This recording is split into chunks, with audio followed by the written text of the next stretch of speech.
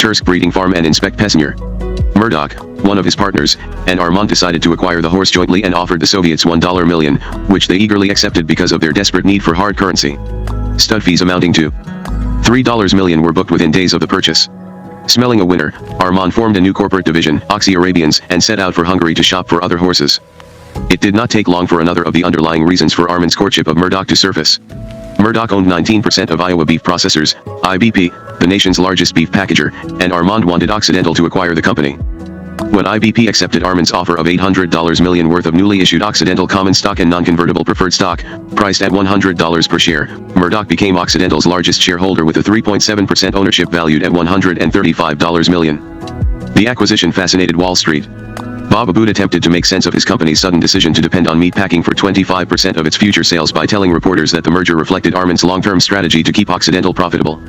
He went on to say that we're going to be running into a food scarcity situation in the 1990s in the same way that we have an energy shortage in the 1980s. To my knowledge, it was the first time any senior executive had ever told the press that Occidental had a long-term strategy. Armand took the loftier position that the unlikely merger of the nation's 13th largest energy company and its largest beef packer reflected his desire to feed the world.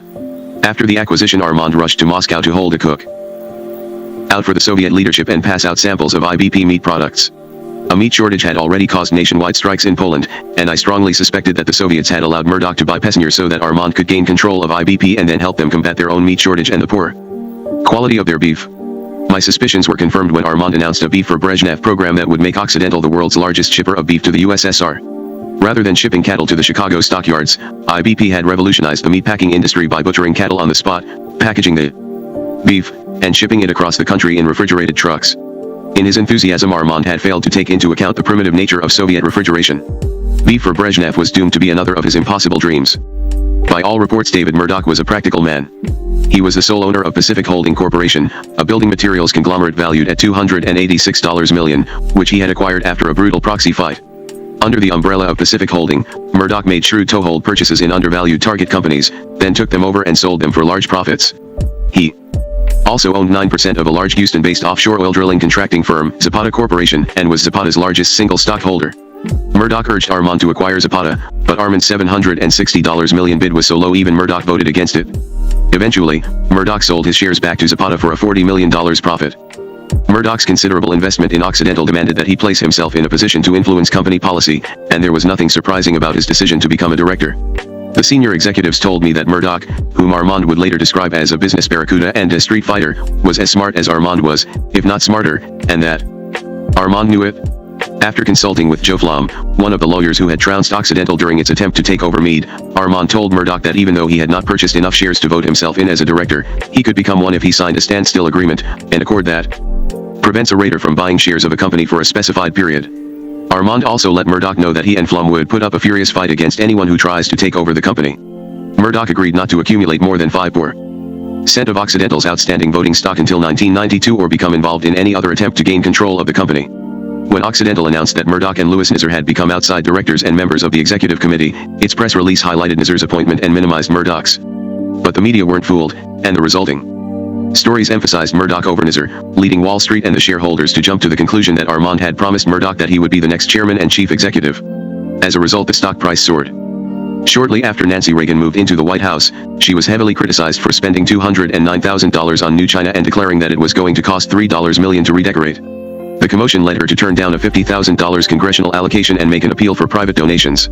Armand immediately announced a $20,000 contribution. At the same time, he began offering executive positions to people who were close to the Reagans, including the president's brother, retired advertising executive J. Neil Reagan, and former presidents Ford and Nixon. After White House Press Secretary James Brady was shot on March 30 during John Hinckley's assassination attempt on the president, he also received a job offer. Armand's determination to obtain an entree to the White House led him to donate $50,000 to the debt-ridden National Symphony Orchestra during the spring, and its conductor, Mstislav Rostropovich, thanked him publicly for saving one of Washington's cherished cultural institutions. It was a shrewd PR move that landed Armand on the front pages of the Washington newspapers. A few weeks later, after Armand had volunteered with a vengeance and had bombarded the White House with a slew of letters, Reagan put an end to his unrelenting campaign by appointing him to the voluntary position of chairman of the president's cancer panel. Although the panel consisted of a chairman and two researchers whose job was to monitor the activities of the National Cancer Program, with the nuts and bolts work performed by the National Cancer Institute, Armand immediately began to tell everyone that he had become a personal advisor to Ronnie.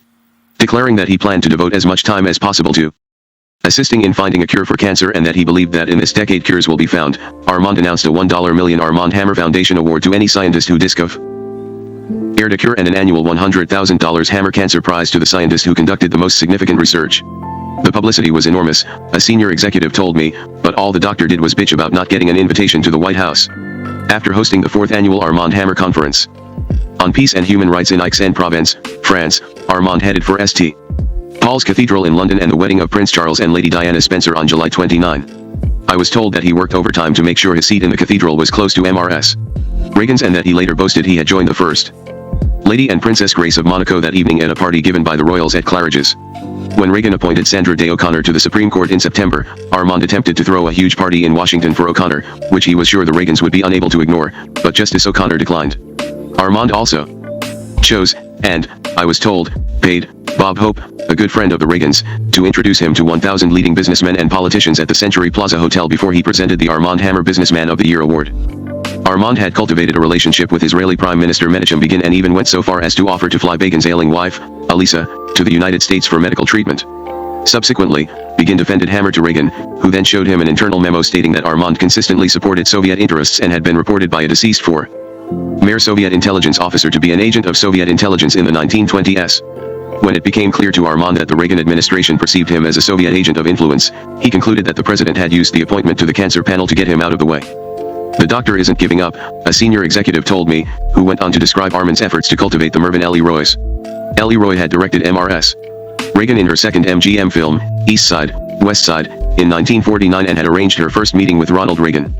According to the executive, after Armand learned that Ellie Roy was having an 83rd birthday dinner, he jumped to the conclusion that the Reagans were going to attend and made Francis call Mrs. Ellie Roy and asked to be invited. Mrs. Ellie Roy replied that the party was strictly for family members, close personal friends, and former colleagues and that they would receive an invitation on another occasion. But Armand insisted that Francis called back to say that if they were invited he would buy the Ellie Roys an elaborate gift. Mrs. Ellie Roy demurred for a second time. Armand also enlisted Gordon Reese to arrange an elaborate reception for Margaret Thatcher in Washington. A group of prominent people from Los Angeles was scheduled to fly to Washington on Oxy 1 to attend the reception, and Armand ordered everyone he knew who was friendly with the Ellie Roys to do whatever was necessary to get them onto the plane. I was told they never went and that the Reagans also stayed away. Much of this feverish activity was observed by Edward J. Epstein. He later reported that Armand put on his best public face for him and was amiable and unpretentious, a model of patience and politeness, and someone who always behaved generously with his staff. At the same time, he ignored any questions he didn't like, delivered monologues that seemed rehearsed, and became upset if Epstein challenged him. He also tried to impress the reporter by letting him know that Punch Sulzberger was his good friend and suggesting that Epstein could earn an enormous fee by writing Hammer's autobiography. Over the years I had seen Armand use the same tactics on every journalist he considered important. Another interview request that Armand decided to honor came from Joseph Finder, a graduate student at Harvard University's Russian Research Center. Finder was researching Red Carpet, a study of Cyrus Eaton, W. Averell Harriman, Donald Kendall, David Rockefeller, and Hammer, the 5 leading American proponents of U.S. Soviet trade. Armand granted Finder an hour at Occidental's New York headquarters, and when Finder arrived, he found Armand deep in conversation with Epstein. Armand turned on the charm, but when he took a call, Finder heard him whisper into the phone, "I want you to cut his balls off." Ever since he had achieved fame at the age of 70, Armand's perception of himself had never wavered. He was an unofficial head of state who traveled the world conferring with other heads of state for the benefit of humanity. That his father had been a communist and had served as an agent of influence for the Bolshevik government in return for economic favors was to be kept out of print at any cost because it could lead to the perception that he, too, functioned as a tool of the Soviets. 20 minutes into their conversation, Finder began asking questions about Julius Hammer and his role in the founding of the American Communist Party. "I've got no more time to talk," Armand barked. The interview was over.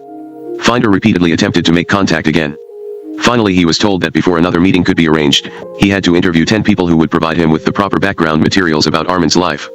Meanwhile, Finder interviewed a number of people who weren't on Armand's list, including Cyrus Eaton Jr., Sargent Shriver, Maurice Stans, and former Ambassador Malcolm Toon. He even traveled to Moscow and tracked down Armasha Hammer and Mikhail Bruck.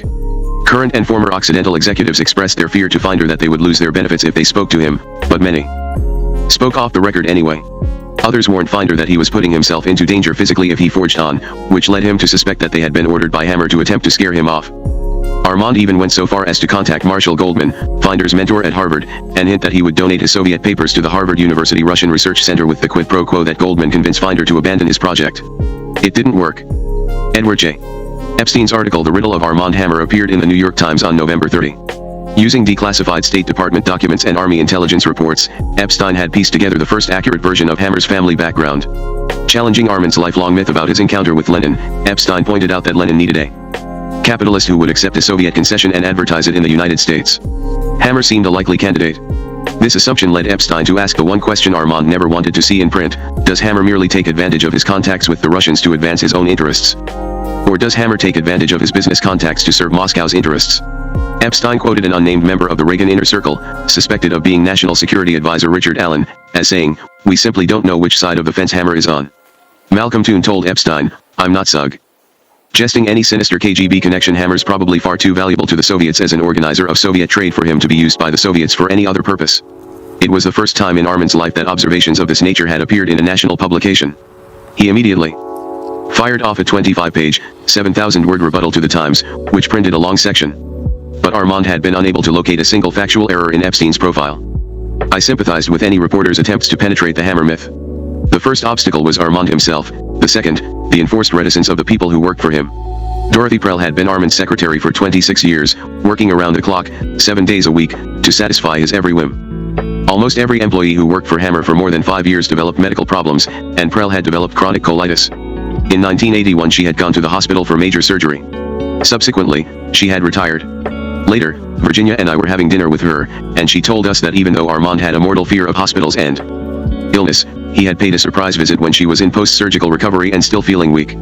Leaning over her bed, he explained that he had decided to reward her for her many years of excellent service and give her a piece of good news that would add 10 years to her life. Then he terminated her. Standing there, looking down at me, Prell recalled, he was the devil incarnate.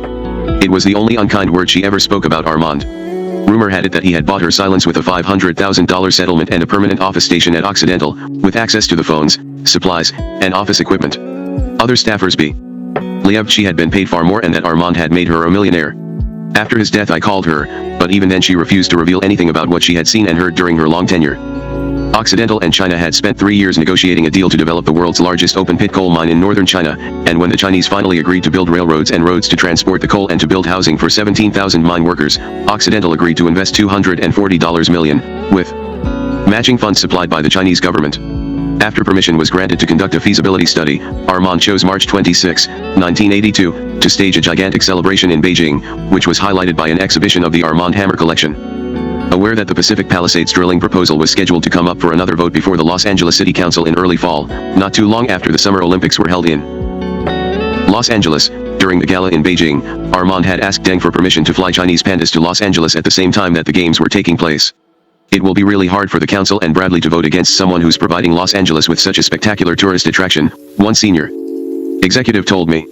On his return, Armand gave an exclusive interview to the New York Times about how to do business in China, which was designed to cement his image as America's #1 businessman in China, establish Occidental as China's #1 U.S. trading partner, and reinforce the fact that he enjoyed a special relationship with Deng. But coal analysts remained skeptical and pointed out that even though the Chinese mine had reserves of 1.4 billion tons and Hammer planned to produce 14 million tons of coal a year, it was impossible to construct and operate such a gigantic mine profitably in a country ill-equipped for a massive industrial undertaking. Another year-long round of negotiations produced an interim agreement, accompanied by more predictions that the coal mine was going to prove unprofitable and that the mine production would glut the market and destabilize the international pricing system.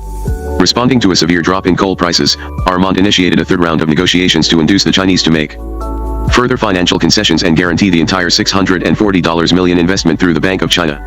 Meanwhile, the favorable publicity about his Chinese activities never let up. When he obtained a letter from Chinese Communist Party leader Hu Yaobang to Richard Nixon, the man who opened China to U.S. trade, he ordered Occidental to call the press. Then he traveled to San Clemente and California to brief the former president and to be photographed by his side. Armand was furious when 60 Minutes used an Occidental Film Division clip and credited it to Occidental's in-house film unit, Fireline Productions. Apoplectic that his name had not appeared on screen, he renamed the division Armand Hammer Productions. The in-house film operation was run by a talented young filmmaker, Kenneth Locker, who had previously done film work for Malcolm Forbes. When Forbes told Locker that he was having trouble obtaining permission to lead a balloon and motorcycle trip across China, Locker suggested that he call Armand. The Chinese couldn't believe that American capitalists were so rich and decadent they would find it a lark to joyride in hot air balloons across an infrequently visited communist country. But like the Soviets, they appeared to value Armand's attempts to industrialize their country, and they acceded to his request. Armand headed for Beijing with Locker and an Armand Hammer Production's crew to document the ultimate in capitalist holidays. In Beijing, Forbes presented Chinese officials with his trademark scarf, which bore the motto Capitalist Tool. And after Armand introduced him to President Zia of Pakistan, Forbes received permission to balloon over the Khyber Pass. An executive told me he was convinced that from that moment on it was tacitly understood that Forbes magazine would treat Hammer and Occidental gently. Locker also arranged a lunch between Armand and Linda Ronstadt's manager, Jerry Weintraub, after the State Department refused to grant a visa for Ronstadt to give a concert at the Great Wall. Weintraub, a prominent Hollywood figure, had at one time or another managed or promoted the careers of Elvis Presley, Frank Sinatra, John Denver, and Wayne Newton. He was also an important campaign fundraiser and a friend of George Bush. Armand's desire to be surrounded by famous people was piqued by this encounter. During my tenure at Occidental he had cultivated relationships with Bob Hope, Cary Grant, Gregory Peck, and Merv Griffin, who had invited him to be a guest on his TV talk show. Craving even greater entree into Hollywood, Armand formed a production company with Jerry Weintraub to promote and film entertainment exchanges between the United States and both China and the USSR, and he and Weintraub set out to both countries to sign up acts. After they demanded that the Soviet Ministry of Sports give Weintraub Hammer Productions exclusive worldwide film and TV rights to every Soviet sports figure, an Occidental executive who was accompanying them reported that the minister with whom they were conferring had replied, "I've heard of colonialism, but this is ridiculous." Subsequently, Weintraub Hammer Productions announced that it had signed agreements with several Soviet state companies COV, airing joint ventures, and that the first would be the filming of a John Denver concert with a major Soviet orchestra. It didn't happen, nor did any other Weintraub Hammer production. Meanwhile, another cloud dimmed Armand's reputation as a brilliant businessman.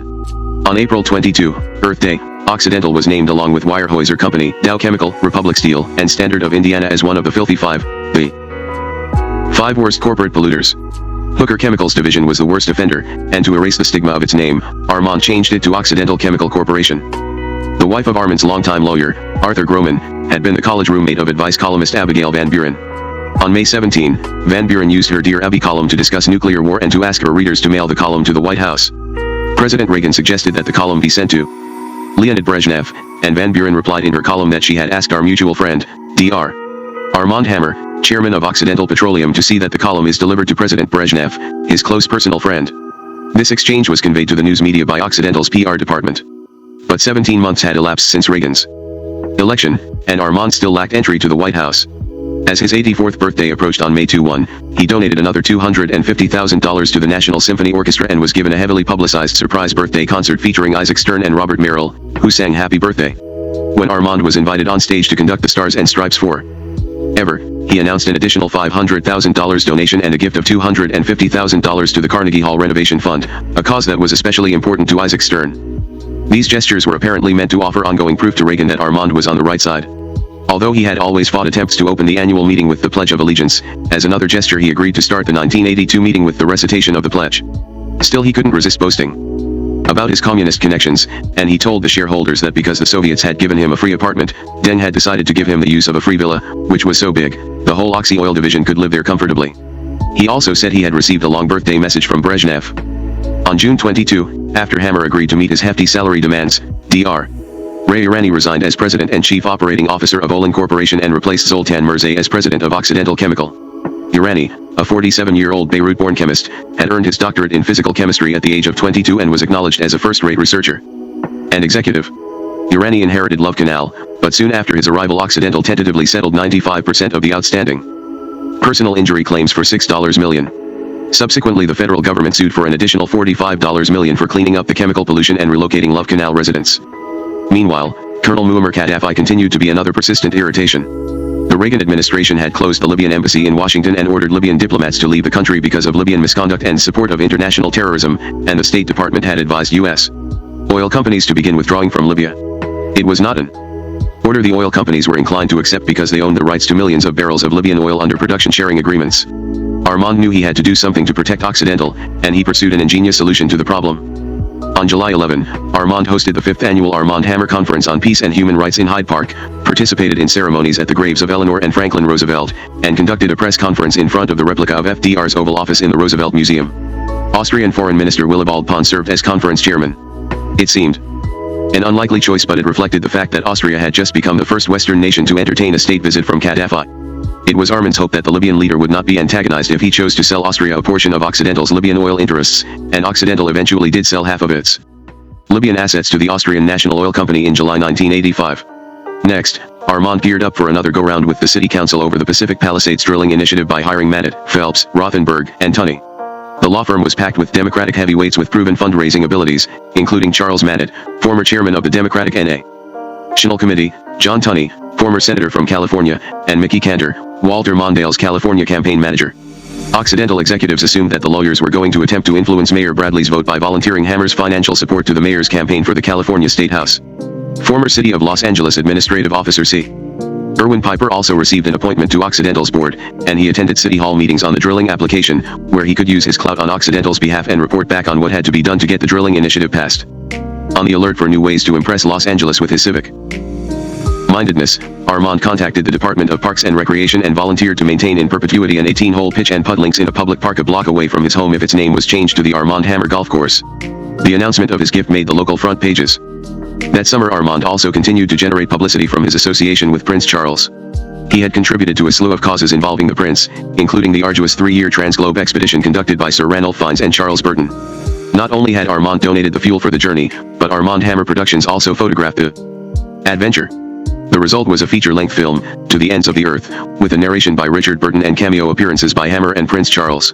In 1978 Armand had volunteered to lend his support to one of Prince Charles's favorite charities, the United World College System, and had purchased a New Mexico landmark known as Montezuma Castle, formerly a resort hotel, Baptist college, and monasterial retreat. The 110-acre site was in extreme disrepair, and Armand had refurbished the dilapidated buildings at a cost of $6 million. He had told me on many occasions that he wanted to have a college named after him, and he had made another of his dreams come true. Almost 4 years later, on September 14, the Armand Hammer United World College of the American West, or more simply Armand Hammer College, opened its doors to 200 students from 41 nations. Armand had also contributed generously to the Mary Rose Trust, formed by Prince Charles to raise Henry VIII's sunken flagship. On October 11, the remains of the Mary Rose were hoisted from English waters. 2 weeks later, correspondents from 700 newspapers arrived in New Mexico to watch Armand and Prince Charles preside over the dedication ceremony of Armand Hammer College. Then, at the next United World College fundraiser in London, when the call for pledges was made, Armand bolted to his feet and announced a donation of $500,000. The audience stirred uneasily. Potential donors later commented that the huge pledge had made them embarrassed to donate lesser amounts, so they hadn't donated anything at all. Others wondered out loud why such a shrewd businessman would be so overwhelmed by his desire to impress Prince Charles that he was incapable of withholding his pledge until the end. After all the excitement died down, I heard that Armand was appalled by the cost of keeping his promise to Prince Charles to maintain a lifelong financial commitment to support Armand Hammer College, which he called a rat hole, and had begun to search for someone else to foot the bill. Doing favors for the Soviets was never far from Armand's mind, and he traveled next to Moscow, accompanied by 2 senior executives of Bechtel Corporation. Armand and Stephen Bechtel had known each other for 17 years, and former Bechtel executives George Schultz, Caspar Weinberger, Kenneth Davis, and Philip Habib were either members of or close to the Reagan administration. Bechtel's clout with the administration led Armand to announce from Moscow that he was going to ask for permission to use American high technology to build a coal slurry pipeline stretching from Siberia to Moscow. Later it was revealed that prior to Occidental's involvement, the Soviets had approached a Dallas firm, Methacol Corporation, to develop the pipeline, and that Methacol officials had forwarded the request to the Department of Commerce and received a negative response. Apparently the Soviets were counting on Armand to work his usual magic, and Armand was counting on Bechtel to overcome the administration's view that détente was a one-way street favoring only the Soviets. After a Methacol spokesman responded to questions about Occidental's involvement, saying that it was our patriotic duty not to pass on the technology, a White House spokesman added that it was unlikely that Commerce would grant Occidental an export license, because the project has obvious military and strategic ramifications. It appeared that the project had reached a dead end. On November 17, Leonid Brezhnev died in his sleep of a heart attack at the age of 75. Armand set out for the state funeral, accompanied by his film crew and John Bryson, a former Life magazine photographer whose impressive body of work included a series of stunning portraits of Marilyn Monroe. For Armand, the funeral was another publicity bonanza, and he intended to have Bryson photograph him mourning at Brezhnev's bier and with every other important person he encountered, and to publish the photographs in an elaborate coffee table book. After standing elbow to elbow with the most powerful Soviet officials at the funeral, Armand read a eulogy at Brezhnev's graveside. News stories all over the world saluted his long relationship with the Soviet leader, but an Occidental official who had accompanied Armand confided to me that Hammer really was not sad by Brezhnev's death. He was too busy rushing around trying to shake the hand of the next guy. The new Soviet leader was former KGB chief Yuri Andropov. Only the 6th man to lead the Soviet Union since the Bolshevik Revolution, Andropov at 68 was the oldest man ever to become a party leader. A rumor circulated that he was suffering from brucellosis, an undulant fever usually communicated by domestic animals, which explained why he looked so tired and haggard. When Andropov received visiting dignitaries in the Kremlin, Vice President George Bush began by joking that it was nice to see that two former intelligence chiefs had risen to such high and mighty positions. Andropov just smiled enigmatically. It was not clear where he stood on anything. Outside the Kremlin, Armand told reporters that Andropov was a fine man, a man who wants world peace more than anything else. Armand was determined to meet with Andropov. But although Andropov invited Hammer to attend the 130th anniversary of the birth of Lenin, he refused to schedule a one-on-one session. Tip that Andropov had disappeared from view because his kidneys had failed. Armand volunteered to send the world's best kidney specialist to Moscow but was turned down because the Soviets did not want to acknowledge the seriousness of their leader's illness. 13 months of effort would be devoted to arranging a meeting, but Armand would be turned away at the last moment because Andropov was too sick to see him. One thing Armand did get from the Andropov government was permission to film an international Tchaikovsky competition and backstage at the Kirov, a documentary about the distinguished Soviet ballet company. Armand's generosity to Ford's Theater in Washington enabled him to use the theater to hold a screening for influential Washingtonians. Even though he was invited, President Reagan did not attend, but Jimmy Carter did. Apart from its distrust of Armand, the Reagan administration believed the film was designed to present a positive view of the Soviet Union at a time when the Soviet refusal to acknowledge Andropov's illness and incapacity to lead the country had made it impossible to know what the chain of command was there and with whom to communicate in a time of emergency. Although Armand still appeared to be indestructible, illness and age were catching up with other members of his family. Irene Hammer suffered from Korsakoff's disease, a loss of shorthand, long-term memory caused by the prolonged use of alcohol. Victor told me that Armand had ordered him to take Irene to Dr. Anna Asian's Rejuvenation Institute in Romania to receive injections of Asian's formula, but Irene's daughter, Nancy, objected to the plan, and it was her suspicion that Armand really wanted to have her fragile and confused mother taken to a faraway place and abandoned there. So before Irene went to Romania, she told a number of people about the trip. With the spotlight focused on Irene, Nancy felt that Armand would have a much harder time instigating such a dangerous plan. In 1982, while Victor and Irene were staying in their Florida condominium, Irene fell and broke her shoulder. After Victor and some family friends administered an accidental overdose of painkillers, she was rushed to the hospital on the verge of death. She recovered but had to be sent to a nursing home in Palm Beach. Victor related that Armand had agreed to have the nursing home's annual $85,000 fee paid and charged off as a medical expense for a tax deduction of 85%. After undergoing 3 operations because of a lesion in his intestine, Victor, who was 80 years old, was forced to undergo another long hospitalization after his pacemaker failed. Subsequently, Armand flew Victor to California and moved him into a hotel. During his Los Angeles stay, I was told that Armand had bawled out Victor, who was now showing signs of senility, for saying that he was in love with his housekeeper and almost buying a $600,000 apartment for the girlfriend of a former business associate who had turned up at his door dressed in a negligee. Armand also ordered Victor to revise his will. Originally, Nancy had been named executor. The new executors were Armand and James Nemec, Victor's lawyer in Palm Beach. Not so easily manipulated was Occidental board member David Murdoch. After Gulf Oil withdrew an offer to purchase the 12th largest domestic oil company, City Service, Murdoch insisted that even though it would be enormously expensive, he could engineer a merger between Occidental and City Service, which would give Occidental large enough domestic oil and gas reserves to reduce its dependence on foreign supplies and would at the same time transform it into the 8th largest domestic oil company. It took 12 days and 3 offers for the City Service board to accept Occidental's sweetened merger proposal. The final tender offer came to $55 a share for 45% of City Services shares. Occidental then acquired the remaining outstanding common shares to assume 100% ownership, making the cost of the merger to Occidental $4.05 billion. I learned that after the deal was approved, Murdoch told Armand that he wanted to see a copy of the news release before it was issued and that Armand had ignored his request. Occidental sales were heading toward a record $18.20 billion, but drastic reductions in oil, coal, and chemical earnings and the cost of acquiring City Service had sent net income plunging downward from $722 million to $155.60 million, while the corporate debt soared from $889 million to $4.10 billion.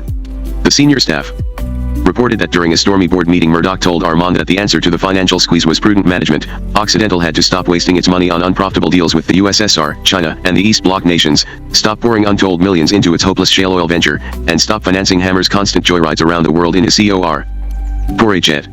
It was also reported that Bob Aboud maintained a neutral expression and didn't come to Armand's defense, leading to the assumption that he agreed with Murdoch. Armand defended himself by saying that the high debt guaranteed the unlikelihood of anyone attempting to take over the company, a position that suggested he believed the debt was helping him stay in power. I was told that from that moment on, Armand insisted on keeping Murdoch in the dark about every decision and challenged him whenever he made a suggestion. Whenever word leaked that they were feuding, the stock price rose, indicating that the investors and shareholders approved of a takeover by Murdoch and Hammer's removal. There's no problem here, no disagreement. We're good friends, Armand repeatedly told financial reporters. When similar questions were proposed to Murdoch, he refused comment. In order to reduce its debt, Occidental sold off the gas unit of City Service for $530 million and restructured its employee pension plan for another $100 million in savings. Occidental would eventually sell off so many divisions of City Service that the subsidiary's workforce shrank from 5,000 to 2,000. But Armand could find publicity in anything. When he was ready to repay a bank loan Occidental had taken to acquire the company, he did something unheard of in the world of banking. He called the press. ABC TV News reported a glimpse at a financial transaction rarely seen.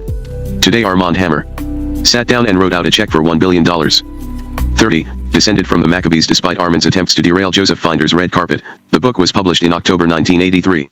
Finder had concluded that Hammer was a man who seemed to care only about money, which had led him to attempt to discover why Hammer was so obsessed about having his company make deals with the USSR that were doomed to financial failure. He had searched for the answer by scouring the National Archives and the State Department General Records and using the Freedom of Information Act to obtain declassified FBI files. The result was the most detailed picture to date of Armand's early years in the Soviet Union and an equally detailed section about his activities in the 1960s and 1970s, but Finder could find no answer to the question of whether Armand was working for the Soviet government, other than his quest for diplomatic prestige. He wrote, "If there is any other reason, it will probably not be found out until Hammer has passed away, and maybe not even then." Just as Red Carpet was beginning to appear in bookstores, Louis Nizar published an op-ed article in the New York Times entitled Understanding Libel. Nizar vigorously defended victims of libel and wrote that he hoped to contribute something that would help them seek redress. The article seemed to Finder to be directed specifically at him and his publisher, and it terrified him. But Armand and Nizar took no action against the author, perhaps fearing that publicity would increase sales.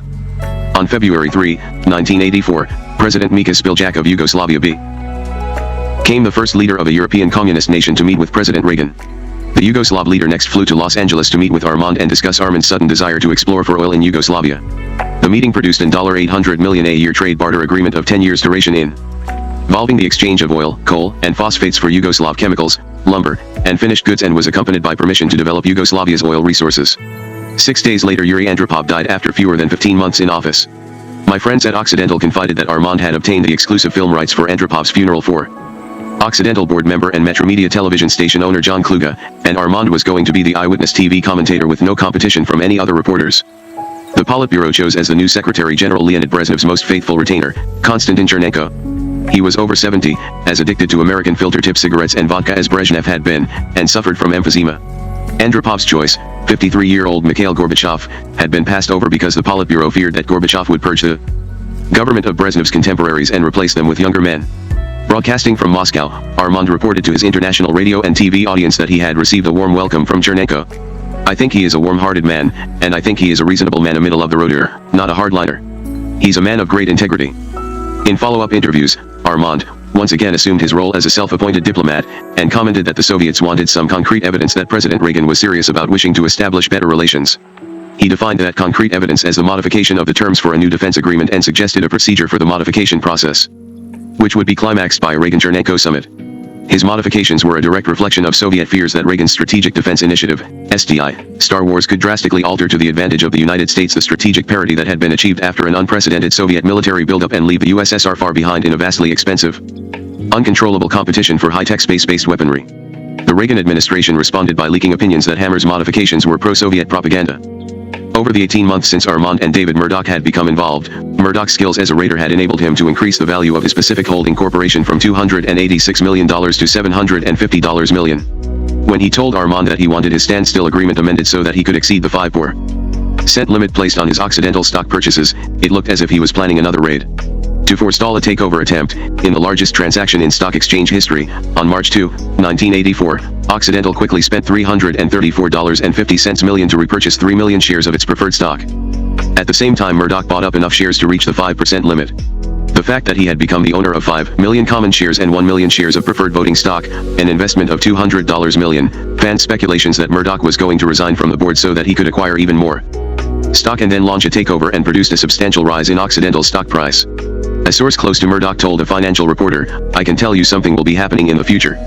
If a shareholder acquires 5% or more of a company's stock, he is required to report his purchases to the SEC and state whether he is planning to stage a raid by purchasing a controlling interest."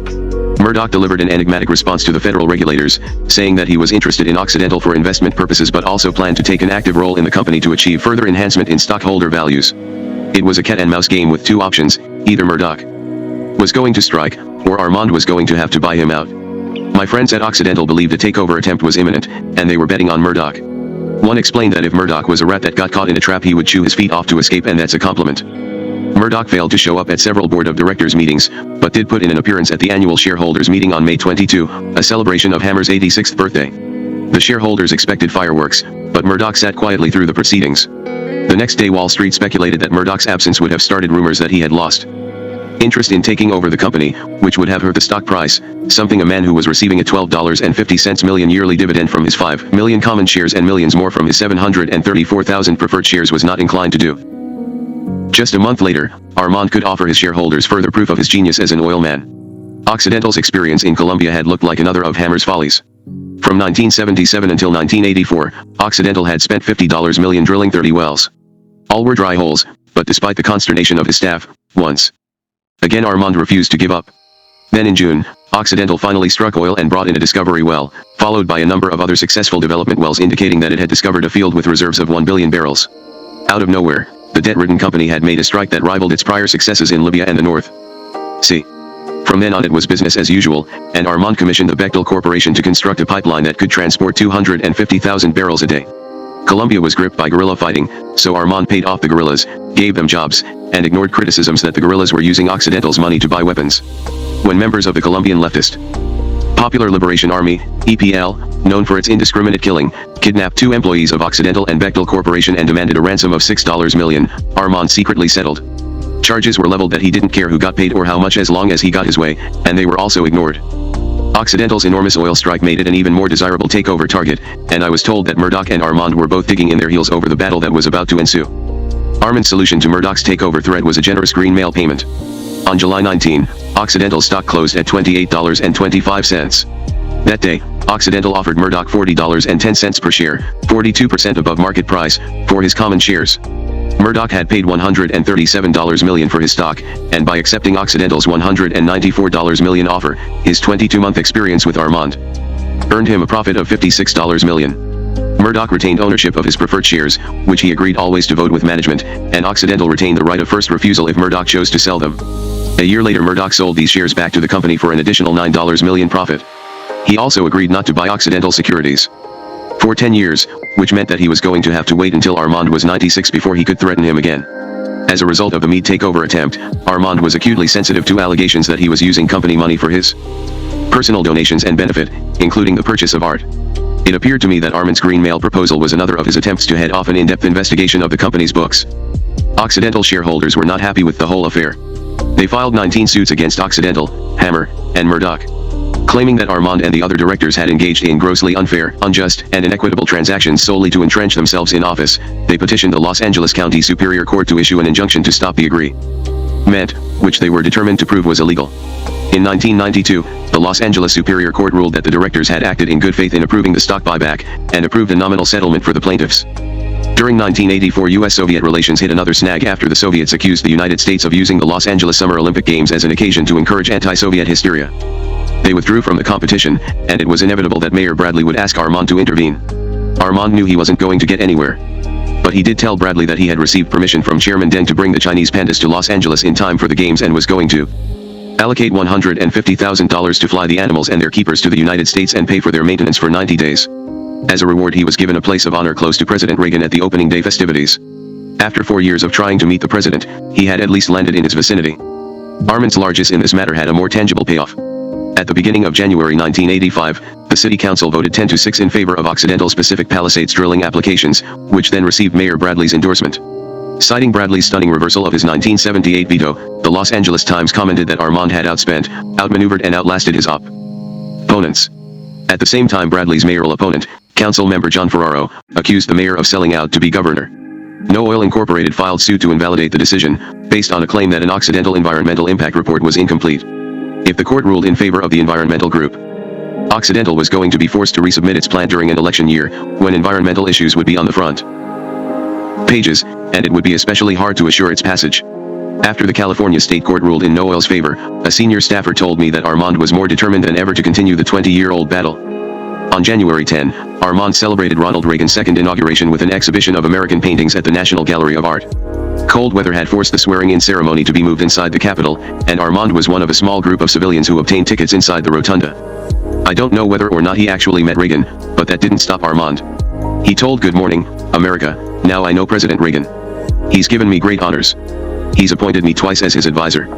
He also bragged to AP that he had been a guest of the Reagans at their ranch, and later he bragged to senior staffers that David Murdoch, of all people, had invited him to a dinner party at his home and that the other guests had been two prominent television producers and Nancy Reagan.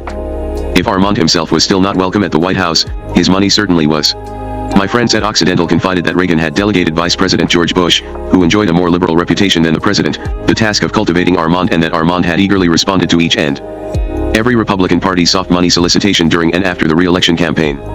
Armand disinherited another heir apparent when Occidental announced that Robert Aboud had resigned on August 23, and would be succeeded by Ray Irani. The financial press categorized Aboud's resignation as part of Hammer's purge of dissenters on the board and among company executives who had favored a takeover by David Murdoch. The Los Angeles Times quoted Murdoch as saying that Aboud's desire to pare down debt, stay out of new adventures and bring more conservative operating methods to the company was in the best interest of all shareholders. But, unfortunately, this was in conflict with Armand. Hammer's more flamboyant method of operation. No one had ever stood up against Hammer's autocratic rule. Aboud had earned $700,000 in 1984, owned $3 million worth of Occidental stock, and received severance pay of $500,000 a year for 5 years, whether or not he took another job. It was not hard to understand why he refused to comment about his resignation and never again said a word in public about Armand. Some staffers reported that Ray Irani's executive skills had enabled him to leapfrog over 14 other executive vice presidents and become Armand's sixth heir apparent in 16 years after only a year at Occidental. Others thought he had been chosen for his unobtrusiveness. Still others believed it was a combination of both.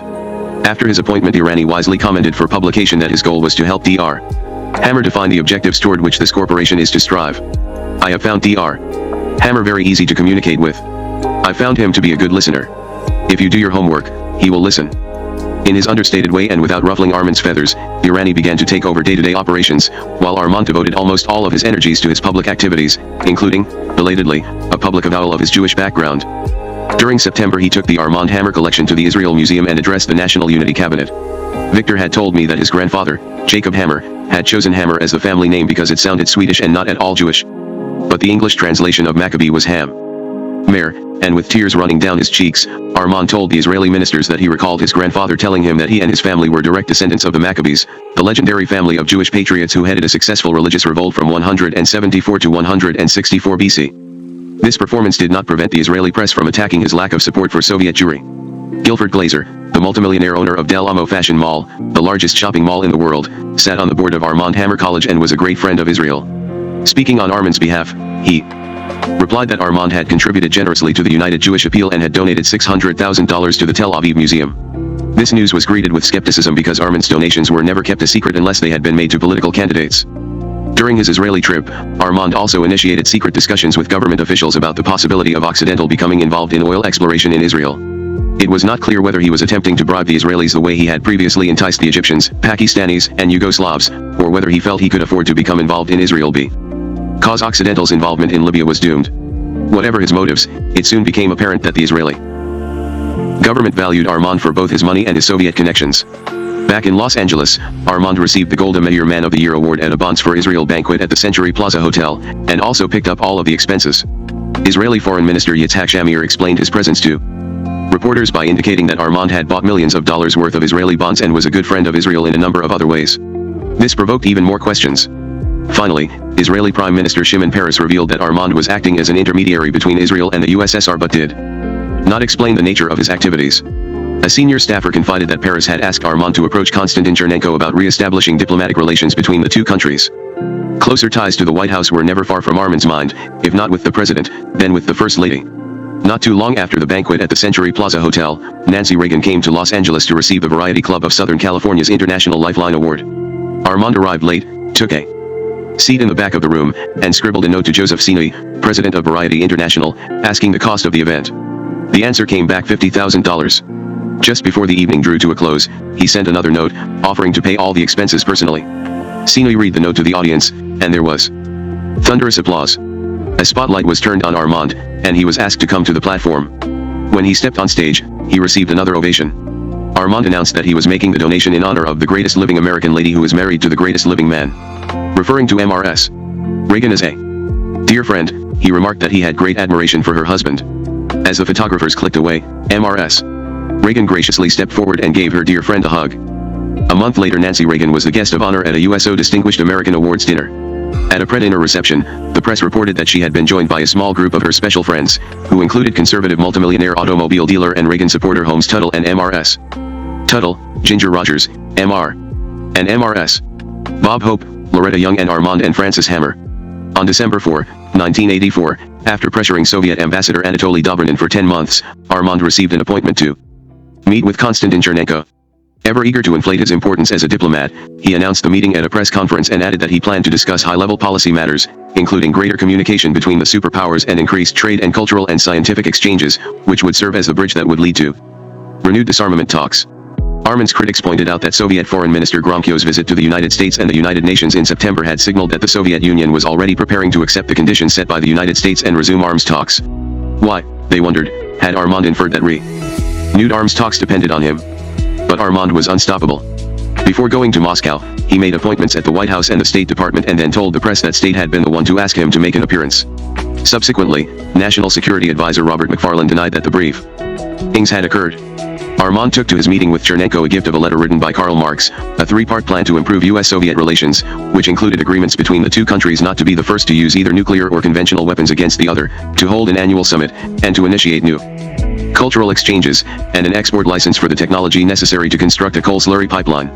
He also traveled with a leading lung specialist because he had been tipped that Chernenko was dying of emphysema. During the meeting, Chernenko, who had not fully recovered from a recent heart attack, appeared fragile.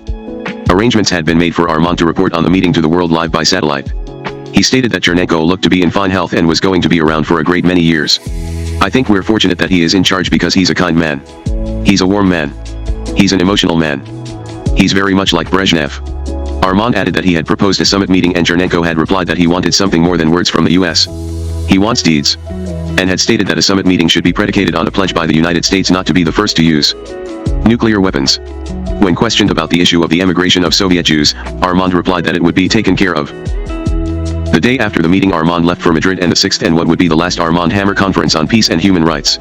2 weeks later, Israeli officials announced that the harassment of Soviet Jews had become intolerable and called for the intervention of the international community. Furthermore, Armand's comments from Moscow infuriated many Reagan staffers, who saw his use of the international media to announce Chernenko's demand for a U.S. no first-use pledge as blatant Soviet propaganda. To insiders at Occidental, it appeared that Armand's ongoing eagerness to allow the Soviet leadership to use him to pursue their own political agendas produced nothing but ill will. As for Armand's personal agenda, the Nobel Peace Prize that now seemed a most elusive goal. On March 11, 1985, when Armand learned that Konstantin Chernenko was dead and Mikhail Gorbachev had been named Soviet General Secretary, he set out immediately for Moscow. In recognition of his special relationship with the Soviet government, he was given permission to stand alone in front of Chernenko's open casket before the funeral began. Later, at the post-funeral reception, the visiting dignitaries waited on a receiving line to pay their respects to Gorbachev. Armand was in his element.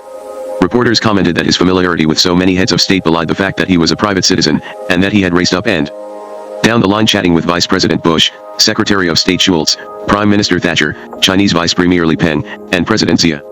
This was Bush's first meeting with Gorbachev, and he did not discuss the encounter with the press.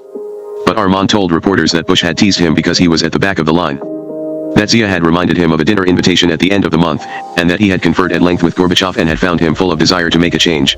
I sense a whole new era beginning. Armand and Gorbachev had their first meeting 3 months later on June 11, and Armand declared that the Soviet leader had impressed him and was very forthright, very intelligent, with a good sense of humor, very pragmatic.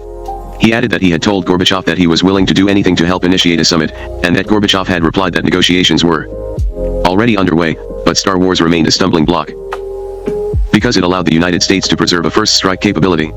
Armand's comments automatically received international attention, but once again the Reagan administration pointedly ignored them. Armand maintained publicly that he had established a close relationship with Gorbachev on the spot, but the executives who traveled to Moscow with him told me that Gorbachev, although cordial and polite, hadn't given him much time and had delegated older ministers to deal with him. They believed that Armand's close ties to Brezhnev's corrupt, paralytic administration made Gorbachev wary of becoming too friendly. At the same time, Gorbachev was eager to establish a new détente so that he could devote his energies to putting revised party programs into motion, and he knew Armand could help him do it, especially by repeating his anti-Star Wars remarks and other comments to the international press. 4 days after the meeting, Armand published an op-ed article in the New York Times saying that the long impasse between the USSR and the United States could be resolved, and that President Reagan had demonstrated his desire to cooperate and could go down in history as a peacemaker. On June 23, he scheduled to Washington meetings, the first with Anatoly Dobrynin, the second with Reagan himself, to brief him about his encounter with Gorbachev. This was Armand's first meeting with Reagan, and I was told that he viewed the invitation to the Oval Office as a great personal triumph. Reagan bluntly told Armand that he was insisting that the Soviets play by established rules and that it was the Soviets' turn to come to Washington for a summit, but Gorbachev had refused to travel to the United States. Armand reported that he had done his best to convince Reagan to go to Moscow in the spirit of peace, but administration officials leaked their belief that he was merely repeating what he had been told by Anatoly Dobrynin earlier that day. On Good Morning America, Armand continued his campaign, quoting Gorbachev as saying that we will never allow the Americans to be superior to us. He called for a U.S. no first strike declaration because, Armand said, the Soviets think we Americans are trying to be superior, and he confessed that he was disturbed about Reagan's attitude about the location of the summit. He ought to be magnanimous and generous and go to Moscow. That same week Armand traveled to Beijing to attend the signing ceremony for the final Occidental China coal mining contract. I could only speculate about all the disinformation about Chinese, Soviet, and U.S. foreign policies that had to have been tossed around when Armand told Deng and Li Peng about his meetings with Gorbachev and Reagan. As Armand was flying back to the United States, Washington announced that Gorbachev and Reagan would meet in Geneva in November. Gorbachev immediately launched a skillful anti-Star Wars campaign, utilizing every friend he had in the West to join forces against the U.S. position. On September 22, just before the opening of the UN General Assembly, Armand published another New York Times op-ed article suggesting that the United States and the USSR develop the Star Wars technology cooperatively. The article was distributed to everyone at the United Nations and to the members of Congress. Again, Armand portrayed himself as an international peacemaker, but his actions made the Reagan administration's policy of dealing with the Soviets only from a position of strength a subject of controversy in the United States and around the world. Just 2 months before the summit, criticized again for being the Soviets' mouthpiece, Armand insisted that he and not Gorbachev had been the one to suggest the compromise. Armand's self-promotion reached a new high with the publication of John Bryson's The World of Armand Hammer in 1985.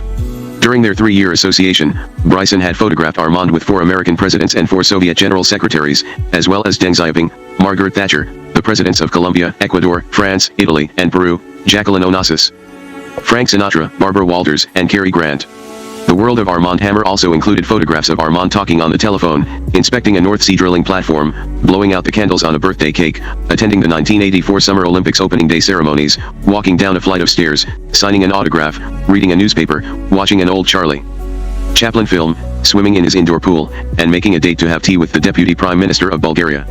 Michael Kinsley of the New Republic labeled the volume executive porn and described Armand as a sad man, measuring his self-worth by the size of his airplane, attracted to people solely because they are rich, or powerful or famous, and unaware or indifferent that his so-called friends are attracted to him for the same reason. This reaction did not stop Armand from ordering the Occidental board to pay the cost of developing the book, which he claimed was a promotional tool for the company, and to allocate $1 million so that he could begin work on another promotional tool, his autobiography. His first choice to write this book was Robert Kaiser, former Moscow correspondent for the Washington Post, but a closer look at Kaiser's columns led him to move on. Next he chose military historians Clay and Joan Blair. They were plunked down in front of a VCR and shown Occidental, Visions for the Future, a collage of footage of Armand and 8 world leaders and videotapes of all of Occidental's promotional films. Subsequently he rejected the Blair's outline, which attempted to give some idea of the truth. Explaining that they were not PR people, they departed from the project. The job finally fell to English journalist Neil Linden, whom Occidental reportedly was going to pay $200,000 plus royalties to tell the official story of Armand's life. As a memorial to that life, Armand had built a large white marble crypt on the grounds of Westwood Cemetery in Los Angeles. This is the celebrity cemetery where Marilyn Monroe was buried.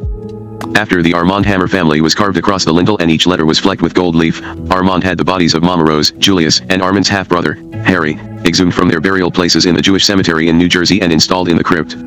Left behind was the body of Harry's wife, Bette, whom Armand did not consider a legitimate member of the family. Victor's turn arrived when he suffered heart failure for the 3rd time and was rushed to a hospital in Palm Beach, Florida, and placed on a life support system. He died on July 21. Armand was in the hospital recovering from prostate surgery, but he sent word that he wanted the funeral held at Westwood Cemetery and Victor buried in the crypt. Victor's eulogy was delivered by his cousin, a rabbi who lived in California. He spoke of Victor's devotion, respect, and love for Armand, Armand's importance to Victor, and Armand's importance in general. Neither Victor's wife, Irene, Victor's adopted daughter, Nancy, nor his son, Armasha, were mentioned.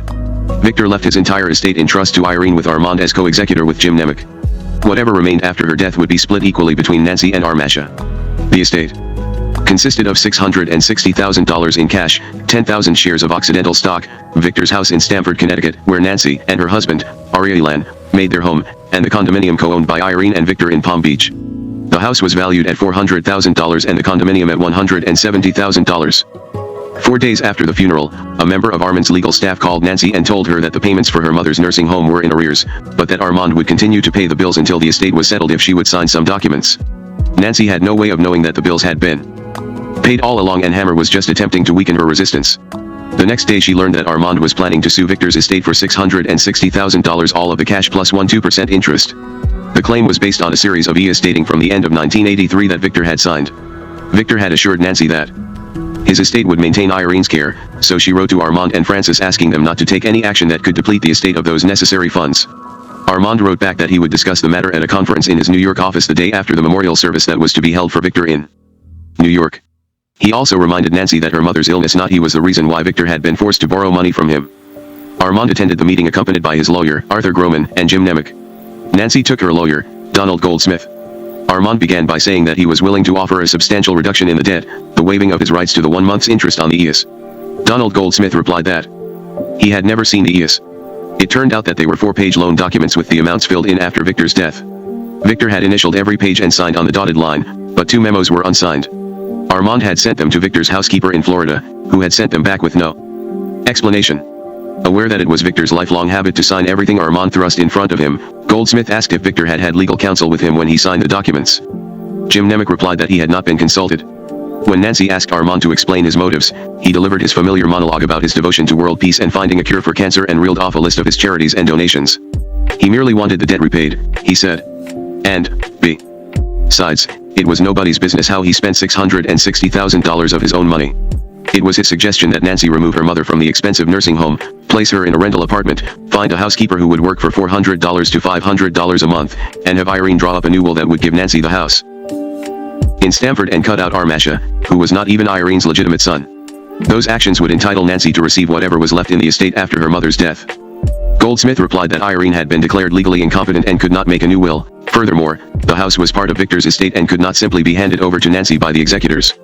Nancy added that the house should not even have been included in the estate because Victor had promised to turn over the title to the house to Irene in partial settlement of the $1.50 million that he had borrowed from her. As Irene's guardian, Nancy collected Irene's Occidental stock dividends, which came to approximately $6,400 yearly. Armand now suggested that Irene start collecting dividends again and that he send Nancy $10,000 a year until Irene's death. But there were 2 conditions: that he collect his debt and that Irene move out of the expensive nursing home. When Nemec read out loud from a confidential medical report stating that Irene was hovering near death, it became clear that Armand, already a millionaire many times over, was attempting to make a relatively small series of $10,000 payments in order to collect $660,000. Finally, he announced to his lawyers that Nancy was not a blood relative and meant absolutely nothing to him. Then he left. A few days later Nancy received a letter informing her of the deadline to either accept or reject Armand's offer, and she turned it down. Nancy was the second card holder on Victor's American Express account, and the Hammer Galleries had been paying her modest monthly bill. Subsequently, the galleries refused to pay the next bill. Because the Connecticut house was used to entertain clients, the Hammer Galleries had paid the fuel, electricity, and water bills as a business expense. These payments were also cancelled, as were the payments on the utility bills for Victor and Irene's condominium. Nancy sold 12 Windsor chairs that belonged to her parents and that had been part of the furnishings of Armand's office in the Empire State Building in the mid-1940s in order to have the cash to meet the expenses. Armand fought only to win, but Nancy came to the conclusion that her only choice was to fight to keep her stepfather's estate intact and to save her home, and to prove that Victor was Armand's partner in the Hammer Galleries. The brothers had acknowledged this fact publicly many times over the years, even though Armand had insisted on paying Victor a straight salary of $75,000 a year and had always refused to pay him commissions. Prince Charles and Princess Diana were scheduled to arrive in Washington on November 9 to attend the National Gallery of Art's Treasure Houses of Britain, an exhibition of 750 objects from 220 British castles and stately homes. Here, too, Armand thought he could save some money, and the impending visit of the royal couple led him to devise an ingenious solution to his annoyance at having to pay the perpetual costs of maintaining Armand Hammer College. He would stage a charity ball on November 12, honoring himself with the royals as special guests. Palm Beach was selected as the location for the event because Armand assumed that the local social set would be willing to spend $10,000 apiece to be in the same room with royalty, even more to be seated near them, and an additional $50,000 to have their pictures taken with them. When the local press reminded the conservative Palm Beach community of Armand's lifelong association with the USSR, the city refused to issue a party permit. Armand attempted to solve this problem by donating $75,000 to the city in return for the granting of the permit and the scheduling of an Armand Hammer Day. But the donation brought forth another outcry that even Palm Beach can be bought. The chairwomen of the event were Patricia Kluge, the wife of media mogul John Kluge, who was a member of the Occidental Board and reported to be one of the richest men in America, and the doyen of Palm Beach society, Mary Sanford. After the British scandal sheets revealed that Patricia Kluge had been a nude model in the 1970s and that nude photographs of her had appeared in the raunchy English magazine Knave, she resigned. Sanford quit as soon as she discovered that Armand was really throwing the charity ball for himself and that he and not the royal couple was the real guest of honor. Business was so bad that Armand was forced to start advertising the fact that Bob Hope, Merv Griffin, Joan Collins, Ted Turner, Donald Trump, and Gregory Peck would be among those attending. On November 7, Armand sued Victor's estate in the Palm Beach County Probate Court, claiming that it owed him $666,714.74. Nancy Elan believed there was only one way she stood a chance of winning. On November 12, she called the press and told them about her uncle's attempts to bankrupt her stepfather's estate. That night, in the Venetian ballroom of the Breakers Hotel, reporters descended on Armand during his charity ball, and asked about his friendship with Prince Charles, the Reagan-Gorbachev summit, which was a week away, and why he was suing the estate of his late brother. The next day all coverage of the gala included embarrassing discussions of Armand's claim. It seemed not to faze Armand in the least. In order to avoid a conflict of interest, he appointed a retired judge, James Knott, to replace him as co-executor of Victor's estate and serve as executor pro turn. Then he ordered the Hammer Galleries to stop paying Irene's nursing home bill, and sued in Connecticut to gain control of Nancy's house. He also dispatched a lawyer to Moscow to obtain an affidavit from Armasha Hammer demanding the removal of Nancy as Irene's guardian because Armasha was going to inherit half of Irene's assets and Nancy was using those assets to fight a claim against Armand that Armasha considered unjust. A senior Occidental executive made a second trip to Moscow just so Armasha could add to the affidavit in his own handwriting a statement that his father had told him on numerous occasions that he was not a co-owner of the Hammer Galleries. Nancy countersued, charging that Victor had been at the mercy of his brother and under his domination. As her lawyers prepared their case, it appeared that Armand had secretly stashed a number of paintings that Victor owned into a warehouse as collateral against the loans and that he was planning to keep them and collect the debt. In his deposition, Armand stated that he didn't know any of the financial details of Victor's estate and that even though he had met with co-executor James Nemec the night before, he couldn't remember anything about the meeting.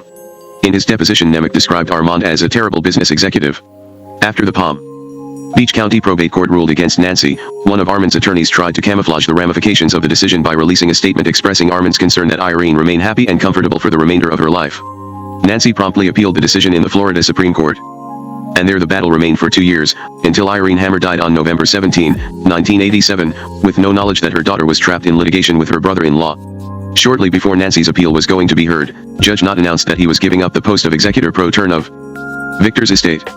After serving for 2 years, he had discovered that his law firm was handling 2 Occidental accounts, which presented a potential conflict of interest. Armand responded to the news by suddenly offering Nancy title to the house in Connecticut if she waived all other claims. With her mother dead and facing legal fees of $200,000, she agreed. Nancy had planned eventually to write a biography of her mother and repackage her mother's old radio broadcasts. But Armand's propensity to lay claim to things that did not belong to him led her to fear that he might insist that her mother's life and work belonged to Victor's estate and fell under his jurisdiction as co-executor.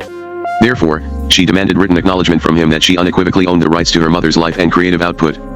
Armand agreed, but only if Nancy would agree in writing that any biography she wrote about her mother would not mention him or the lawsuit in a derogatory manner. This demand echoed the notation "Wait until Irene non-compos," which Armand had written across the top sheet of the file he kept on Victor's finances. It was as if Irene was harboring a secret Armand did not want revealed about his relationship with her. Nancy perceived her mother as unsophisticated and Armand as someone who was compelled to use any means to gain control over those around him. She could not help wondering how her uncle had been able to exploit Irene's innocence and whether he was afraid that Irene had described those actions to her. Nancy was also ordered to hand over 17 framed photographs of Victor that were in the Connecticut house, another indication that as far as Armand was concerned, she was not a legitimate member of the Hammer family. Nancy and Armasha were the only family members capable of telling the truth about Armand from the perspective of the Hammer family. Armand believed he had subdued Nancy by having her sign a gag order. In a separate secret agreement, he bought Armasha's silence by establishing a $200,000 trust fund for him and paying him an estimated $100,000 in cash. Victor had made Nancy promise that when Irene's estate was settled she would meet Armasha in Sweden and slip him his inheritance. It is not known how Armand passed Armasha's money to him. This payment and Armand's legal fees reduced the amount of money he was going to receive from Victor's estate to less than half of his original $660,000 claim. When he learned that Nancy was receiving $6,000 a year from an insurance policy Victor had taken out for Irene in 1950 that was not part of the estate, his lawyers demanded that she turn the money over to him. She refused. The Geneva Summit on November 18 to 21, 1985, the first meeting of a U.S. and a Soviet leader in 6 years, produced no substantive results. Reagan and Gorbachev did, however, conclude that they could deal with each other, and they agreed to expand educational and cultural exchanges. Determined to be the sponsor of the first cultural exchange under the new détente, Armand set out to obtain permission from the Ministry of Culture to present a collection of masterpieces from the Pushkin and Hermitage museums to coincide with Gorbachev's proposed visit to the United States in 1986. Lacking his former clout, he spent 5 days negotiating and finally had to camp out in the ministry before permission was granted. Since it was going to be a cultural exchange, Armand decided to send the Armand Hammer collection on another Soviet tour and entitle the exhibition 5 Centuries of Masterpieces. Then he began his familiar routine to win the favor of the new Soviet leader, telling Pravda that he was convinced socialism has much to offer people. You have built a mighty power under socialism, and we should acknowledge that. It was very sensible for your leadership to concentrate on developing socialism in the USSR under new lines. Senior executives at Occidental told me that Armand had decided to give Gorbachev a piece of correspondence from Lenin or Marx for Christmas. Manuscript dealer Ken Randall was among those he contacted. I was amazed that he would argue for half an hour trying to save $1,000, Randall recalled. If others were perplexed by Armand's penuriousness, I was not. It was all part of the same pattern. He spent money, sometimes in huge amounts, to curry favor with people in power. He pinched pennies to demonstrate his own power over people who were of little or no importance to him. Oil companies invariably shy away from mergers with natural gas pipeline firms because of the numerous legal restrictions faced by pipeline companies. Nonetheless, on January 1, 1986, Armand leaped at the chance to make Occidental the first leading oil company to merge with a major pipeline concern, and Occidental, as White Knight, rescued Mitkin Corporation from a hostile takeover by purchasing it for $3 billion in cash and stock. Wall Street was confused, but financial analysts assumed that the merger reflected Armand's appetite for unlimited growth at any cost and that Occidental would start selling off pieces of Mitkin the minute the papers were signed. Indeed, Occidental promptly sold off Mitkin's unneeded oil and gas exploration and production subsidiaries for $500 million. This acquisition nearly tripled Occidental's debt, which climbed to $5.60 billion. Simultaneously, massive overproduction caused the most dramatic decline in crude oil prices in 50 years, and Occidental's net income fell by $515 million. Occidental was not only forced to slash its capital budget twice, but also initiated a cost-cutting program involving the consolidation of operations and the elimination of 2,000 jobs, and sold half its Colombian interests to Royal Dutch/Shell for $1 billion. The perennial optimist, Armand declared that the sale would put the company in the best financial shape it has ever been in and that the cash would be used to repurchase preferred stock. But the Colombian government accused Occidental of violating its production agreements by making the sale, and sued for $800 million. Armand fought hard, and after a 2-year battle, the Colombians were forced to settle for $22 million. If Armand's business deals were sometimes shrewd, they could also be whimsical. Because of his name, many people thought he was Armand Hammer, the baking soda king. Apparently that impelled him to attempt to acquire for Occidental a substantial portion of Church and Dwight, manufacturers of Armand Hammer baking soda. Over the years the firm had fought him off and made public declarations that it had nothing to do with him, especially because of his involvement with the Soviet Union and his criminal activities in conjunction with the Nixon re-election campaign fund. Before the end of 1985, however, Occidental exchanged a half interest in an Occidental potassium carbonate plant for 1 million shares of Church and Dwight stock and $5.30 million in cash. Occidental's 5.4% interest enabled Armand to be named to Church H.C. Dwight's board of directors, which, in turn, permitted him to boast that, yes indeed, he did make Armand Hammer baking soda. Yet even as he expanded Occidental's scope, another of its vastly more important operations was in jeopardy. After the terrorist bombings of Rome and Vienna airports at the end of December 1985, which left 19 people dead, including 5 Americans, Reagan terminated all trade and economic activities with Libya. But Armand didn't want Occidental to leave, and 9 days after the announcement, the administration disclosed that Occidental was one of a handful of companies that had been granted a special license to continue Libyan operations.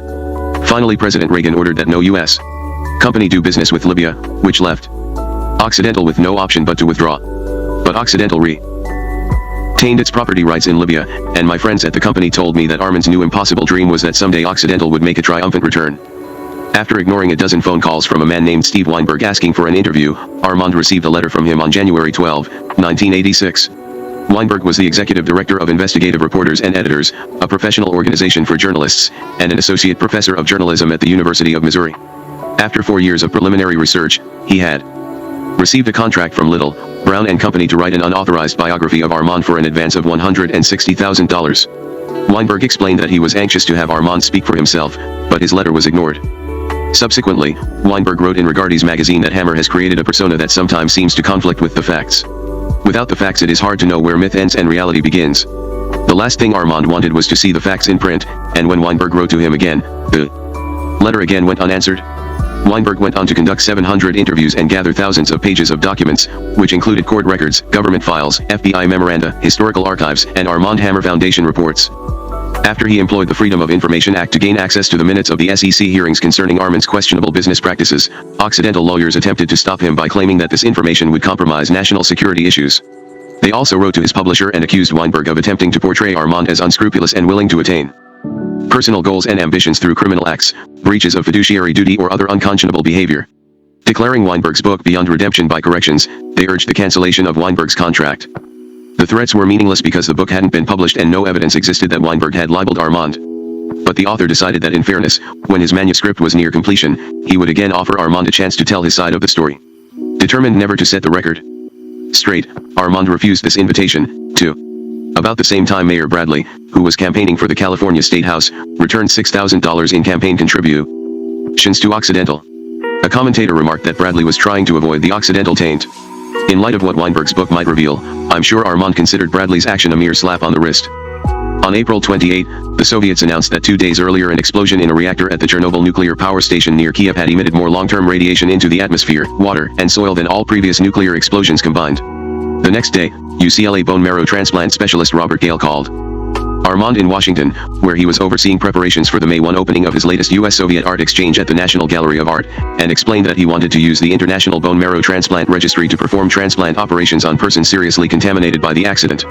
Armand immediately cabled the news to Gorbachev. 1 week later, Occidental announced that Armand was paying to fly Gale and a team of doctors to the Soviet Union and had used his special relationship with Gorbachev to allow them entry to the contamination zone. His spectacular humanitarian gesture demanded an equally spectacular dose of PR, and the international press was summoned to Armand's private hangar at Los Angeles International Airport to watch the crates of medical supplies being loaded onto Oxy-1. Despite his doctrine of glasnost, it took Mikhail Gorbachev 18 days to make a public statement about the disaster. He thanked Gale and his colleagues for their help and lambasted the Western media for its lurid coverage, failing to note that the Kremlin's secrecy had been the reason for so many of the speculations in the press. The next day Armand and Gale held their own press conference in Moscow and told reporters that 35 Soviets had suffered serious radiation poisoning and that 19 bone marrow transplant operations had been performed.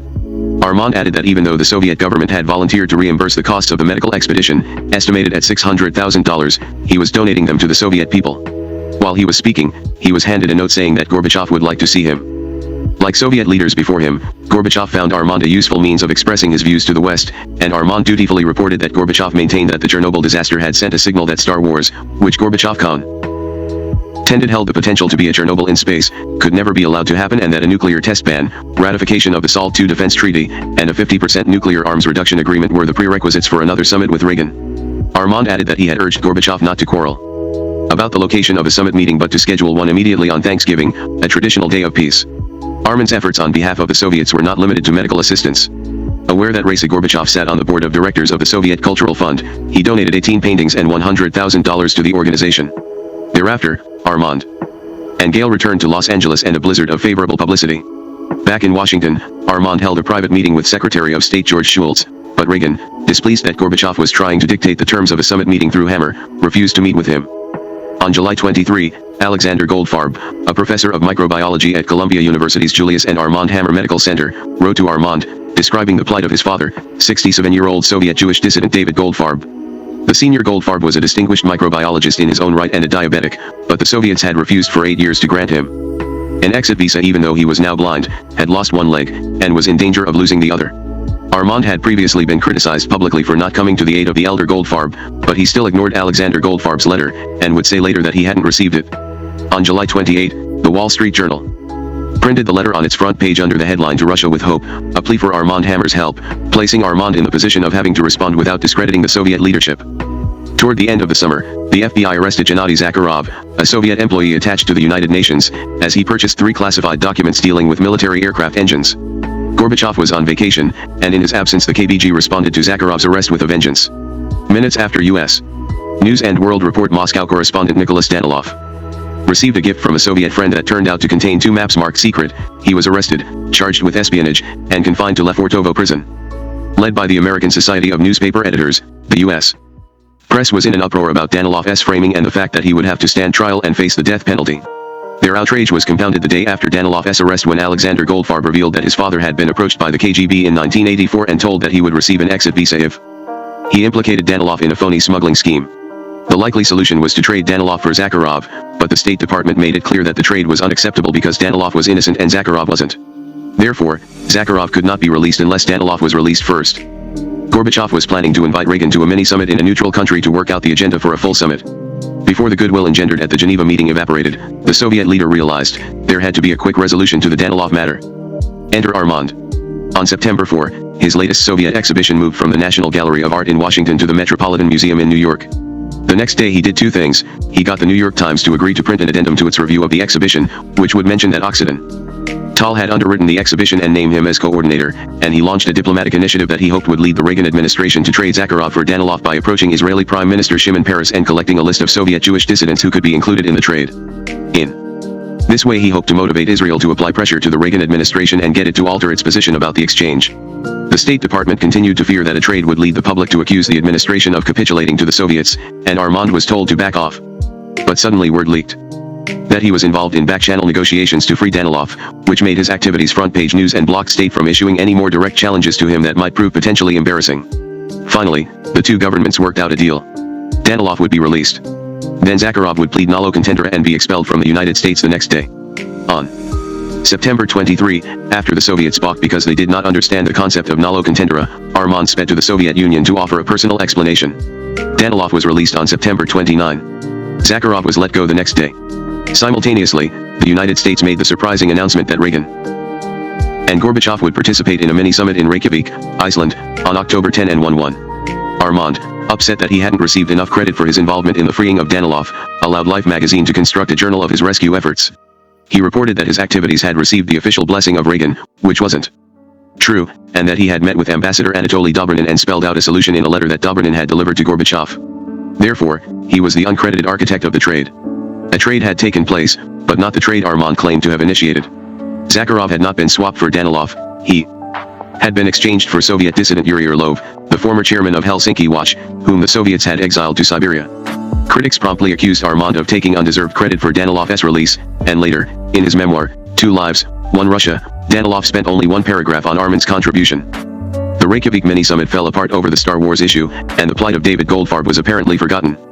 But 5 days after the failure at Reykjavik, Gorbachev, determined to find ways to reach agreement with Reagan, granted Armand permission to fly Goldfarb and his wife, Cecila, to the United States. From Oxy 1 Armand placed calls to the media, and by the time the plane touched down at Newark Airport, the press was out in full force. Armand even received a handwritten letter of gratitude from the president, signed Ron. It did not matter that the gesture had been designed to convince the American people that Gorbachev was a genuine humanitarian. Nor did Armand reveal that he had convinced Goldfarb to assign the rights of his life story to him and that he planned to approach the William Morris Talent Agency to package a feature film about the heroic rescue, in which he would star. These heavily publicized rescue efforts led Israel's Bar Ilan University to award Armand an honorary doctorate at a $500 a plate dinner in Los Angeles. Not long afterward, a hit list was introduced into evidence during the trial of the former members of the neo-Nazi organization The Order, who were accused of killing Denver talk show host Alan Berg in 1984. It contained the names of several prominent Jews marked for execution, and Armand, who had spent his whole life ignoring his Jewish heritage, was at the top of it.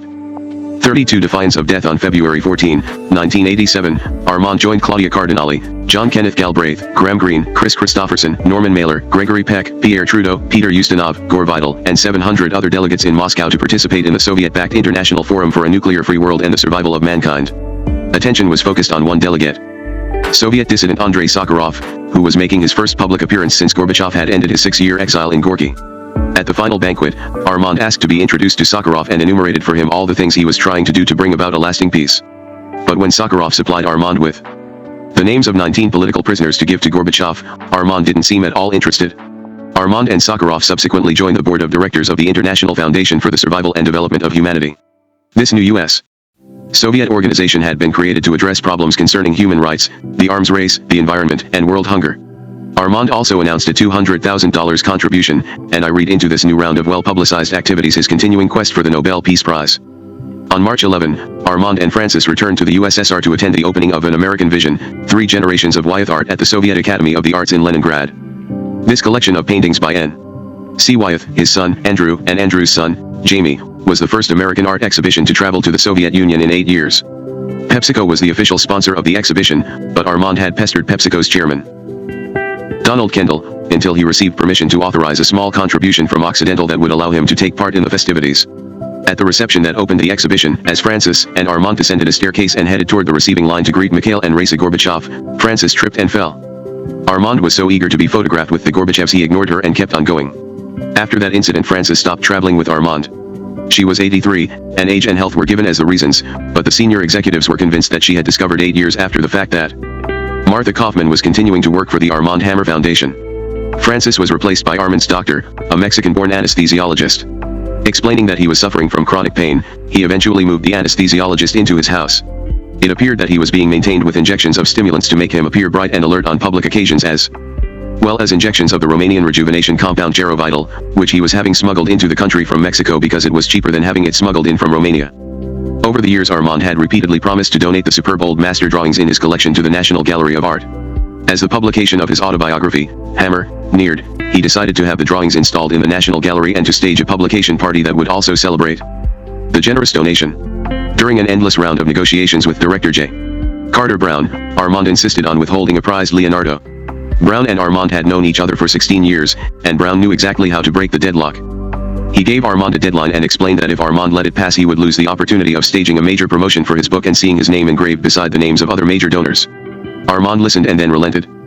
Hammer had been sold to the Putnam Publishing Group for $1 million. Armand adorned the jacket with a stunning array of celebrity endorsements, including blurbs from Menachem Begin, George Bush, Jimmy Carter, Malcolm Forbes, Gerald Ford, Edward Kennedy, Dan Rather, and Arthur Sulzberger.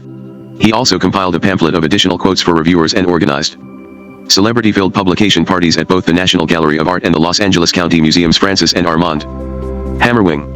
The Metropolitan Museum of Art had announced that it needed $4 million to renovate the galleries of its arms and armor collection, and Armand had pledged $1 million with the condition that the refurbished galleries bear his name.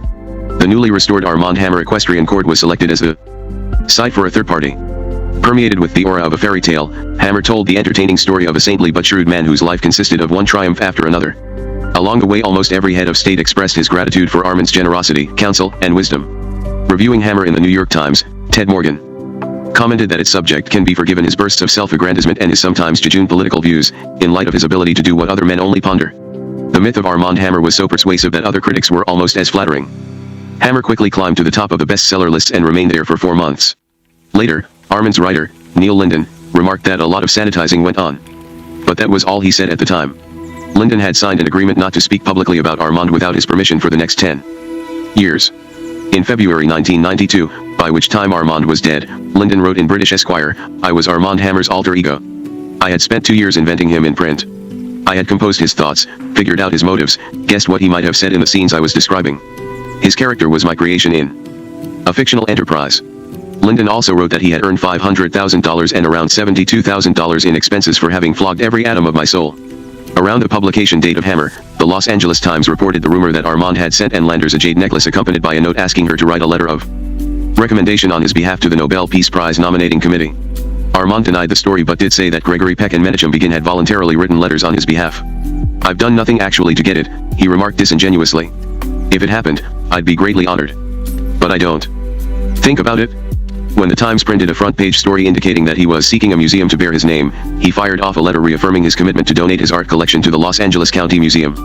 "But my friends at Occidental told me that Armand was convinced that Norton Simon was going forward with his plan to establish a museum for his vastly superior art collection on the UCLA campus just 6 blocks from Armand's office, and that Armand was determined to build his own museum and beat Simon to the punch." Subsequently, Armand sent the county museum a 39-page legal document containing his requirements for finalizing the donation of the Armand Hammer collection. Included in the long list were demands to house the entire collection in the Francis and Armand Hammer wing, remodel the wing to his specifications, remove the names of any other donors from the plaques on its walls, hire a special curator who would report only to him or his foundation, and hang a life-size portrait of him at the entranceway. The trustees wrote back that they were willing to keep the collection intact, but they refused to hire a curator, remove the names of other donors, or hang a portrait of him in the lobby. Armand did not reply, but the trustees were not disturbed. After all, he had been publicly repeating his bequest for 17 years, and they assumed that he would eventually fulfill his promise. In September, Armand appointed his 31-year-old grandson, Michael Armand Hammer, assistant corporate secretary. The senior executives took the appointment to mean that Armand was grooming Michael to replace corporate secretary Paul Hebner, who had worked side by side with Armand for 33 years, ever since the beginning of his presidency, and had always displayed exceptional loyalty to him. Eventually, Armand did replace Hebner with Michael, who also took Hebner's place on the board of directors. I had met Michael and his sister, Casey, on a number of occasions when they were children. During Michael's adolescence, Armand had told me that his grandson had been having some problems and that he was sending him to a boarding school on the East Coast. I sensed that Armand feared that Michael might turn out to be like his father, Julian, who by then had been hospitalized for chronic paranoid schizophrenia. Eventually Julian's wife, Sue, divorced Julian, and he went through another series of disturbing episodes involving firearms. I also heard that he was never able to work and that Armand continued to support him, but that, as Julian had grown older, he had finally begun to settle down. Uncharacteristically, Armand began to shower favors on Michael. When he entered the University of San Diego, Armand supplied him with a tutor, and he graduated with a BBA degree. Then Michael enrolled in Columbia University's Graduate School of Business, where he earned his MBA degree in 1982, joining Occidental soon after. He married Drew Ann Mobley in 1985, and Armand helped the couple buy a home in Los Angeles. I heard that Armand was especially thrilled when Drew Ann became pregnant and he was about to become a great-grandfather. He was even more excited when he discovered that the baby was going to be a boy. Armand's great-grandson was named Armand Douglas Hammer. Armand was on the front pages again in October, when he performed another dramatic rescue mission by flying Aiden Nudel, the so-called guardian angel of the Soviet Refuseniks, to Israel on Oxy-1. Nudel had spent 17 years warring publicly against Soviet authorities in order to obtain an exit visa, but I never heard that Armand had ever expressed the slightest bit of interest in her plight. Clearly, her release had been permitted by Gorbachev as another goodwill gesture. Nevertheless, Armand claimed credit for obtaining her freedom and told the Moscow Foreign Press Corps that he had spoken up on her behalf after Gorbachev asked him to help extricate the Soviet Union from Afghanistan. While no independent source could confirm his involvement, Nudel, grateful nonetheless, granted Armand the rights to her life story. An insider at Occidental told me that, ironically, this time he had almost succeeded in putting together a motion picture because Jane Fonda, whom Armand disliked intensely, had expressed an interest in starring. Armand was tireless in his search for even more publicity. On December 8, Raisa and Mikhail Gorbachev arrived in Washington for the next summit meeting. MRS. Gorbachev's schedule included a tour of the National Gallery of Art. Accompanied by Barbara Walters and trailed by the press, Armand suddenly turned up and posed happily between MRS. Gorbachev and Walters. Later in the month he endowed the Armand Hammer Fund for Economic Cooperation in the Middle East to promote cooperation between Israel and her neighbors and raised $1.60 million to launch the construction of the Armand Hammer Guilford Glazer Arab Jewish Community Center in Tel Aviv. After donating 4 annual $100,000 Armand Hammer Cancer Prizes and another $500,000 to enlarge Stanford University's Cancer Research Laboratory, subsequently renamed the Armand Hammer Cancer Laboratory, Armand gave gifts of $100,000 each to National Cancer Institute Immune System researcher Dr. Steven Rosenberg and research teams at UCLA and the Sloan Kettering Institute for Cancer Research that were performing similar work. He also announced plans to raise billions for this area of research and enlisted Bill Cosby to help him raise the money. Following MRS. Reagan's lead when she had made a guest appearance on Different Strokes to promote her anti-drug campaign, Armand appeared on The Cosby Show on January 21, 1988, in the role of a philanthropist urging Congress to allocate more money for medical research. A consummate actor in life and a star in his own films, he was equally effective in a sitcom. Basking in the afterglow of his TV appearance the next day, Armand summoned the press and announced that he was going to build his own museum to house his art collection and open it in time for his 92nd birthday on May 21, 1990. The Armand Hammer Museum of Art and Cultural Center was going to occupy 3 floors of the Occidental building and a new 2-story structure that would be physically connected to it. Edward Larrabee Barnes had been chosen as the architect, $30 million had been earmarked for construction, and operating costs would be maintained by a $36 million endowment annuity purchased by Occidental. Shaken by the news, current and former county museum trustees told reporters that Hammer had a moral obligation to keep his promise to donate his collection to their museum, and that the renunciation of his promise was a violation of the public trust. They added that Hammer had exploited the county museum by using the promise of his bequest to stage 17 years worth of self-promotional events at the museum, and that the museum was incalculably damaged by his decision because it had acquired paintings solely because they would complement paintings in the Armand Hammer collection and had passed up opportunities to acquire other paintings because it expected to receive representative samples from Hammer. County Museum trustee Franklin Murphy also sat on the board of directors of the Los Angeles Times. I was not surprised when the Times printed a copy of Armand's demands to the museum trust. E.S. The fact that the museum had refused to remove the names of other donors from the walls of the Francis and Armand Hammer wing confirmed suspicions that Armand's decision to build his own museum ultimately reflected his desire to leave behind a monument to his own colossal ego.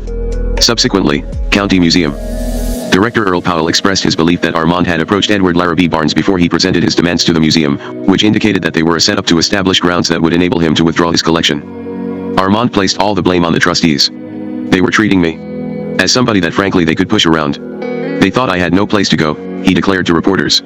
That complaint did not assuage the rage of Los Angeles' art and philanthropic communities, the local press, and local museum goers. And Armand would soon discover that his 20-year reign as a beloved Los Angeles media celebrity and cultural icon had abruptly come to an end. Typically, the barrage of criticism did not stop him from escorting a Soviet cultural minister on a tour of the county museum. Spotting Earl Powell, he asked the director if the county museum owned any Domies. Powell stiffened and replied that, after Armand's press conference, it didn't. Armand grinned, patted Powell on the back, and said teasingly, "I'll send you some." Armand chose as his method of damage control the launching of a national campaign designed to prove that his altruism was genuine. He and Bill Cosby moderated a U.S.-Soviet satellite TV panel discussion of American and Soviet cancer researchers that was telecast to hospitals all over the United States. His association with Cosby generated enormous positive publicity and provided him the platform to announce Stop Cancer, a fundraising drive designed to add $1 billion a year to the budget of the National Cancer Institute. Armand made a public donation of $100,000 to the campaign, raised another $900,000 at a luncheon where he was the guest of honor, and promoted a $2,500 plate dinner that raised an additional $2 million. In August, 5 months into the campaign, he announced that he had raised $5 million. A fundraiser to coincide with the opening of the World Financial Center in New York City produced another $4 million in contributions. But here, too, his activities generated criticism. Health officials, lawmakers, and political leaders joined together to complain that Hammer was channeling too much money into one form of cancer research, diverting funds from other cancer-fighting organizations, and overemphasizing the need for cancer research at the expense of other life-threatening diseases. Armand responded to the criticisms by publishing an op-ed article in the New York Times calling for even more funding of his programs. At the same time, the local press reported that Norton Simon had cancelled his plans to build a museum on the UCLA campus, accompanied by speculations that the decision had been prompted by the news that Armand was building his own museum nearby.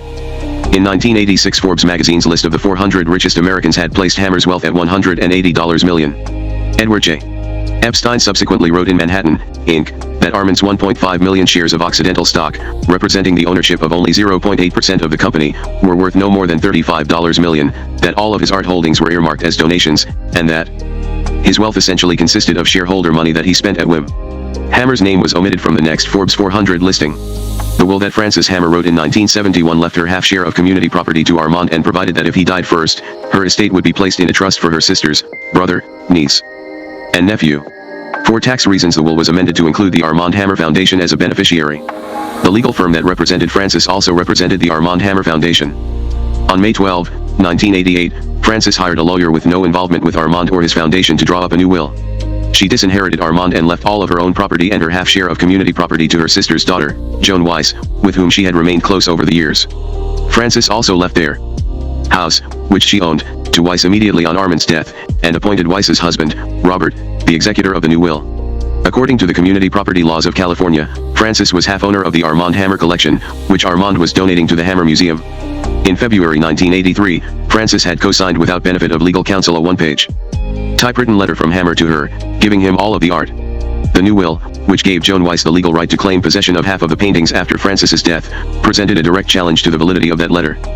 At the time that Frances drafted her new will, rumors were circulating through Occidental that she had become increasingly distressed by Armand's ongoing relationship with Martha Kaufman and his plan to make Martha a director of the Hammer Museum.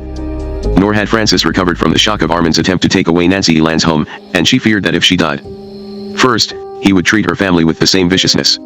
There was also a belief that she wanted a divorce but feared what Armand might do even to an 85-year-old woman whose usefulness had come to an end. Armand himself was 90. He had already traveled to Beijing, where Occidental staged an elaborate reception for him at the Great Wall Hotel. China's President General Yang Shankan was the host, and the 600 guests were given copies of Hammer, which had been translated into Chinese. In Armand's honor, 33 young Chinese ballet dancers performed the Christmas sections in Tchaikovsky's Nutcracker, and not a word was said about the fact that Occidental's Chinese mine had been shut down because of technical difficulties.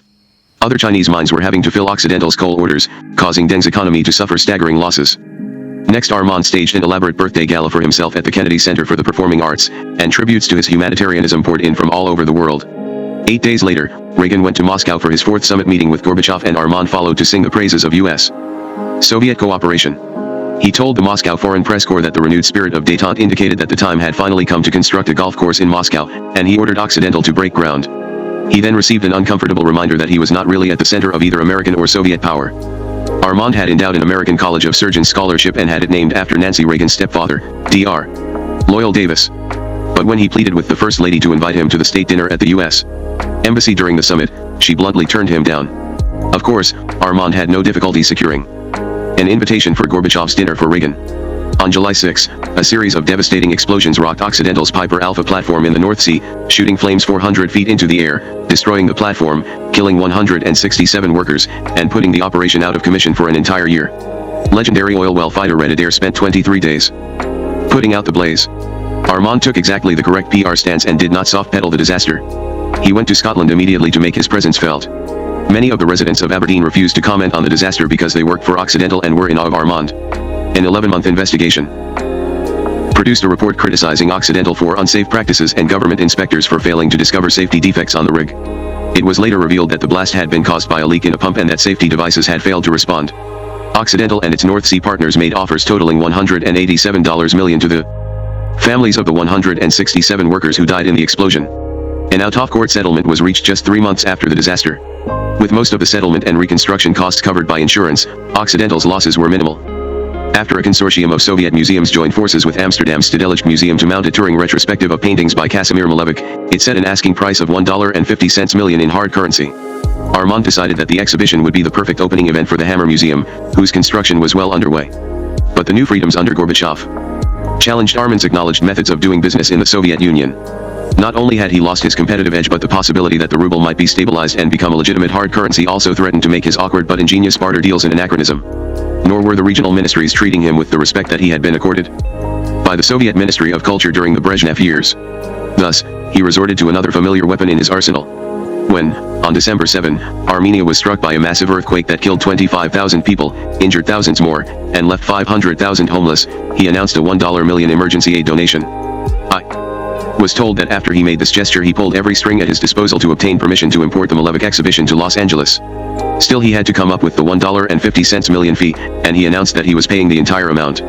In fact, it would be shared equally with IBM and Philip Morris.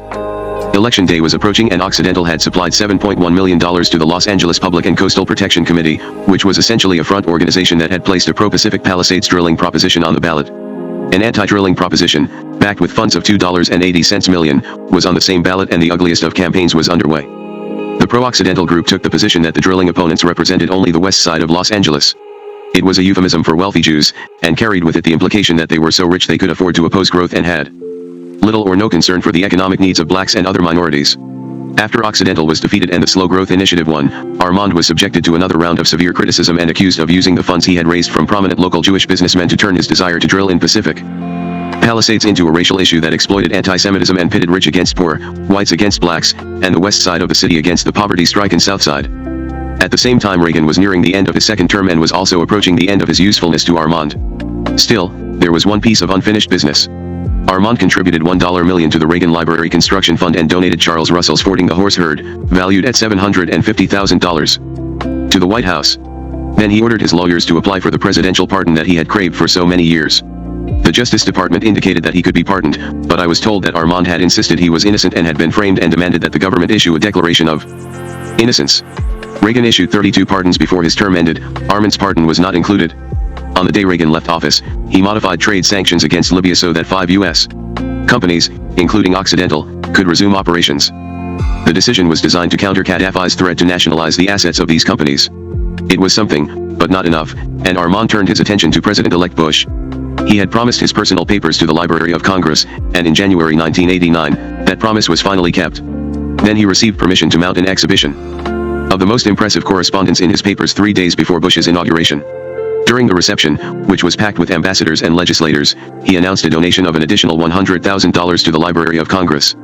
In acknowledgement of his gifts to the library, his contributions to the Bush campaign, and his financial support of the inaugural committee, Armand was seated in a place of honor next to the Reagans and Quayles on the Capitol steps during the swearing-in ceremony.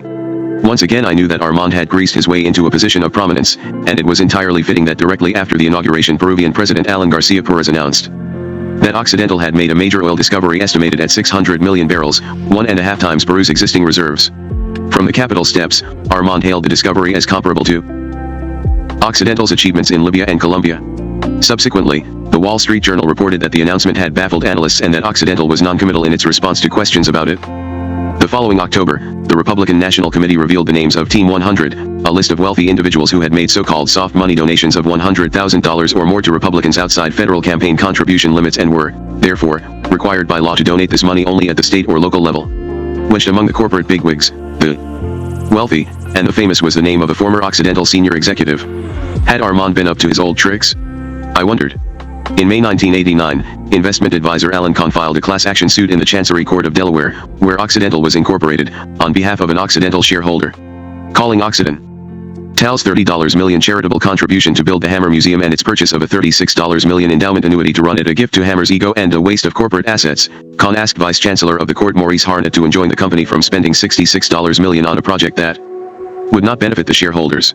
Many corporations incorporate in Delaware because of the leniency of the state's business judgment rule, which gives management and boards of directors considerable free rein. By raising the questions of what limits could be set on corporate contributions and whether a chief executive could make the shareholders pay twice for the same thing, Occidental's shareholders had already paid for the county museum's Francis and Armand Hammer wing and were about to pay for the Hammer Museum. Kahn suit presented a direct challenge to corporate accountability under the rule. The challenge was reinforced by Occidental's sixth largest outside investor, the California Public Employees Retirement Association, CalPERS, when it joined Kahn's suit and claimed that Occidental was making an extraordinarily large and unusual donation to a charity, but the charity is Armand Hammer.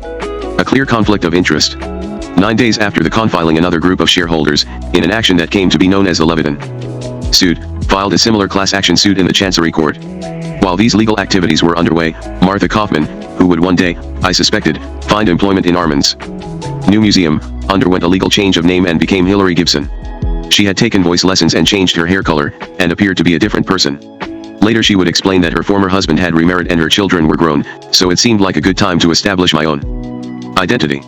The explanation did nothing to eliminate the speculation that the transformation was designed to deceive Francis Hammer. During June, Armand, Hillary Gibson, and other Occidental executives gave depositions in the Delaware court about the decision to build the museum. But Occidental refused to release their testimony or other significant documents, and the Los Angeles Times and the Wall Street Journal filed petitions under the Freedom of Information Act to gain access to the court record. Thus, Occidental was left with no option but to begin complying. Armand's transcript contained a bombshell. The $5.80 million spent to purchase the Codex Hammer had been paid not by Hammer, as he had repeatedly trumpeted to the news media for more than 8 years, but through an unpublicized special appropriations fund authorized by Occidental's board of directors. Therefore, the shareholders were the real owners of the Leonardo manuscript that Occidental was donating to the Hammer Museum as a charitable contribution. It was Armand's fear of this and similar revelations that had led him to give up Occidental's attempt to take over Mead and to pay off David Murdoch to thwart his attempt to take over Occidental. Other depositions revealed that some board members had objected to building the museum and that the decision to go ahead and allocate the $66 million had been reached after a single two-hour meeting held by a special committee. The special committee had also granted Armand the right to authorize enormous amounts of overtime so that construction would be completed by his 92nd birthday and to spend $1.30 million yearly for a security force consisting of off-duty and retired police officers to protect him and his collection. When the Los Angeles Times located a copy of Martha Kaufman's business plan, it was illegible, but Occidental refused to provide a readable copy. The settlement of one class action suit would automatically terminate all the other class action suits against Occidental and protect it against similar suits in the future. Therefore, Occidental proposed a speedy settlement of the Leviton suit. Over 16 months, estimated construction costs for the hastily planned museum had risen from $30 million to nearly $78.40 million, and Occidental agreed to hold the building costs to $60 million, which meant that it would be unable to afford to complete construction of the museum's auditorium and restaurant. It also agreed to limit corporate donations to charities favored by Armand, receive 50% of the profits should the Hammer Museum sell the company's headquarters, which were going to be donated to the museum by its owner, Oxy Westwood, an Occidental subsidiary, and place the name Occidental on the museum in addition to Armand's. As a final incentive to settle, Occidental agreed to pay Leviton's $1.40 million legal bill. Stating that Occidental's charitable contribution fell within the jurisdiction of the Delaware Business Judgment Rule, Vice Chancellor Harnett rejected Kahn's attempt to stall the Leviton settlement. But the judge did complain that Occidental's offer left substantial doubts about the egocentric nature of Dr. Hammer's objections to donating paintings to the county museum and the lack of any direct substantial benefit to the stockholders. He also pointed out that a settlement of this type was usually unfair because defendants too often are inclined to pay fat fees to opposing lawyers in return for a deal. Lastly, he criticized the independent group of directors that had voted to spend what was now $86 million of the shareholders' money without consulting independent counsel. The Wall Street Journal reported that the committee was chaired by former Senator Albert Gore, Sr., and that Gore appears to have misunderstood the project and those facts that had surfaced during the litigation. Occidental immediately responded by choosing Harnett's colleague, former Chancellor Grover Brown, to serve as counsel to its Special Directors Committee. After 900 employees were laid off in an economy move designed to provide a $100 million saving, dissident shareholders protested anew Occidental's decision to invest $86 million in a museum they had begun to call the Armand Hammer Mausoleum. Still construction proceeded, and at the beginning of August, the Hammer Museum officially hired Hillary Gibson as a director and spokesperson. How many women get to build a museum? Gibson asked reporters after the appointment. On August 14, Armand finally fulfilled another dream. After agreeing to scale down his original demand from a declaration of innocence to forgiveness, he received a pardon from President Bush. It would later be revealed that 4 months before the pardon was granted, Armand had made a soft money contribution of $110,000 to the Republican National State Elections Committee, and that 5 of the other contributors had subsequently received ambassadorships. Critics charged that Armand's presidential pardon and the ambassadorships had been awarded in return for the contributions. Armand's reward, I suspected, was the pardon. But if Armand believed his reputation was now unsullied, he was in for a disappointment. In October, Armand Hammer, The Untold Story by Steve Weinberg made its appearance in bookstores. Weinberg's biography revealed, among other things, that Armand had been so determined to obtain a presidential pardon that he had tracked down Tim Babcock's banker in 1987 and gotten him to divulge the location of Babcock's old banking records in the hope that he would discover additional evidence that Babcock was the kind of man who would frame him. Weinberg's account of Hammer's quest for respect and respectability and high-cost, high-visibility quest for immortality was fair, even generous, but the author's voluminous research had enabled him to include the unpleasant and controversial facts about many aspects of Armand's long life. On August 14, after The Untold Story was published in England, Armand filed the most expensive libel action in British history, suing Weinberg on 157 counts of defamation. Weinberg would be forced to spend the next year retracing his steps as he and his lawyers set out to gather depositions from his interviewees to prove that he had written the truth. By the time the process was over, Weinberg's legal bill would amount to $1.20 million. On November 11, 2 weeks after the U.S. publication of The Untold Story, Armand entered the hospital to receive a pacemaker, and 5 days later he was back at work. Unfortunately, Frances was not so resilient. During 1988, she had signed 2 documents waiving her community property rights. On November 18, exactly a week after Armand's pacemaker implant, she signed a 3rd waiver and turned over her $18 million pension to her husband. The next week she fell, broke her hip, and was taken to the hospital, where she came down with pneumonia and then slipped into a coma. While Frances was in the hospital, Armand received a call from Dr. Robert Schuller, founder of Orange County's Crystal Cathedral. In the early 1980s, after watching Schuller's weekly Hour of Power Christian TV program, Armand had become impressed with Schuller's fame and his huge number of viewers and had made a concerted effort to meet him. He had donated $250,000 to the Crystal Cathedral, had given Schuller In the Hands of God, an oil painting by Russian-born artist Mark Klyansky, and had been delighted when Schuller consented to give invocations at his birthday parties. Schuller told Armand that he had received a call from a Soviet emigre who offered to make arrangements for him to broadcast a 1-hour version of Hour of Power over Soviet TV on Christmas Day. Even though Frances was in a coma, Armand jumped at the opportunity to fly Schuller to Moscow to meet the vice chairman of the Soviet state television network, Valentin Lazutkin. The Soviet official turned down the idea of airing Hour of Power on a weekly basis but granted permission for Schuller to tape an inspirational message to be aired on Christmas Day. Armand was still able to work his Soviet connections. On December 16, soon after Armand's return to Los Angeles, Frances died without having regained consciousness. The cause of death was listed as respiratory distress syndrome brought on by pneumonia. Subsequently, Hillary Gibson told reporters that Frances had slipped getting out of bed at night in the dark. "The poor dear," she said solicitously. She didn't want to wake Armand. They oversedated her, and she never woke up. In that condition, you're subject to a lot of complications. The story was contradicted by Frances's relatives, who insisted that she had slipped during the afternoon. I also knew for a fact that Frances and Armand had slept in separate bedrooms. Frances' death, like so much in Armand's life, was clouded in mystery. It was rumored that one of the Hammer's maids had told another maid that Armand had waited an hour and a half after the accident before calling for help. There were also allegations that even though she was suffering from pneumonia, she had been kept lying flat on her back, a position that is normally avoided with pneumonia patients, whose lungs can fill so easily. Other allegations questioned the use of the sedatives prescribed for her. A few days after Frances's death, Armand announced that after 82 years he had decided to reclaim his Jewish heritage and have a bar mitzvah.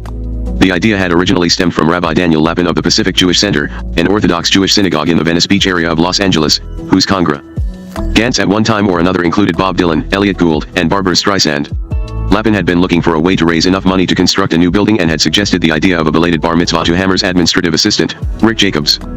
Instead of the traditional Saturday morning service, Armand decided to celebrate his bar mitzvah on the first night of Hanukkah in December 1991 at a heavily publicized formal $500 a plate dinner at the Beverly Hilton Hotel and to donate the proceeds to the Pacific Jewish Center and the Jerusalem College of Technology. Among the stipulations, Armand insisted that because he could not read Hebrew, he would not have to read from the Torah. A few days later, CalPERS wrote to Hammer, demanding the creation of a special watchdog advisory committee to monitor the Occidental board on behalf of the shareholders. Occidental immediately wrote to the SEC, requesting permission to omit the proposal on its next proxy statement. Meanwhile, Armand was preparing to spend even more money on his museum. The determination that the Armand Hammer collection did not include enough paintings to fill the walls of the Hammer Museum led him to approach USC and initiate negotiations to repurchase at fair market value the 49 paintings he had donated in 1965. including Rubens' Venus wounded by a thorn, which Armand had borrowed and never returned. No precedent existed for the sale of a donation back to its donor, and although university officials estimated that the two paintings by Rubens were worth between $15 million and $30 million, they replied that they would have to submit the collection for appraisal before they set a sale price. The minute this news became public, Armand filed in Delaware to obtain sworn information from Hillary Gibson about the source of the funds to make the repurchase. After the California State Attorney General's office approved the repurchase plan, Armand and USC each agreed to appoint independent appraisers to determine the value of the collection. But Armand refused to sign a letter from USC's appraiser, Sotheby, agreeing not to sue if he disagreed with its appraisal, and negotiations reached a dead end. On Christmas Day, as Dr. Schuller's inspirational Christian message was being broadcast from Moscow to 200 million Soviets, Eastern Europeans, and Chinese, one of Armand's many good friends over the years, Romanian President Nicolae Ceausescu, and his wife, Elena, were convicted of genocide and gross abuse of power by a military tribunal and shot to death by a firing squad. It was the beginning of the end of Soviet domination of Eastern Europe, the collapse of communism, and the disintegration of the Soviet Union, events that I was certain Armand would deplore. But there was good news from another quarter.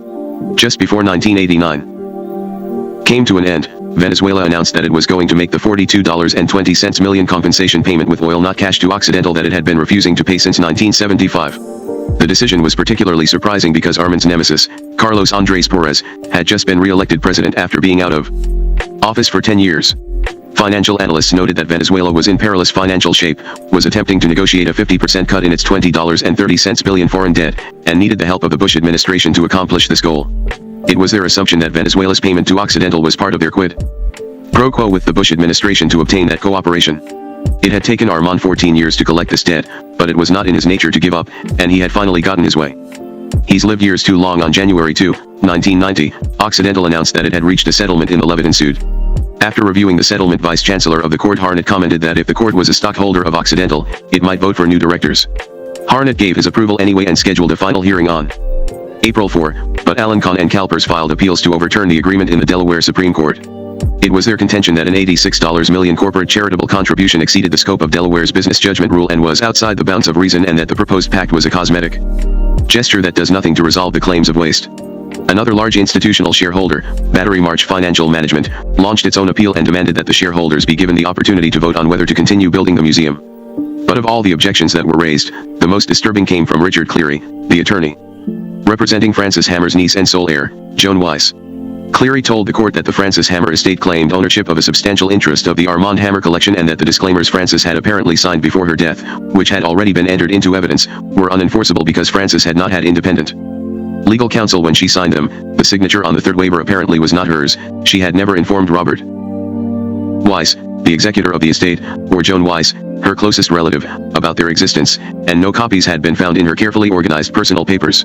A story was circulating around Occidental that after Armand had obtained Francis's signature on one of these documents, she appeared to be so heavily sedated she could hardly walk. When the Los Angeles Times finally located and printed a copy of Hillary Gibson's business plan and a number of other significant documents relating to the museum, the dissident shareholders became even more incensed. The Hammer Museum had been incorporated as a non-profit institution, but Gibson's proposal cast it as an entrepreneurial venture that was supposed to generate a net profit of $1.50 million during its first year and show additional yearly profits that would exceed 20% by 1995. Gibson planned to generate these profits by eliminating the costs typically associated with a cultural or scholarly institution, including a curatorial department and an acquisitions fund.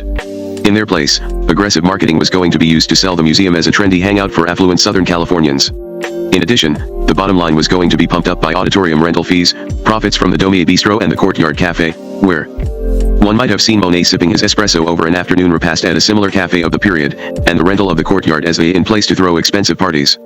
It was pointed out, however, that because of budget cuts the construction of the auditorium and the Blumay Bistro had been dropped from the plans.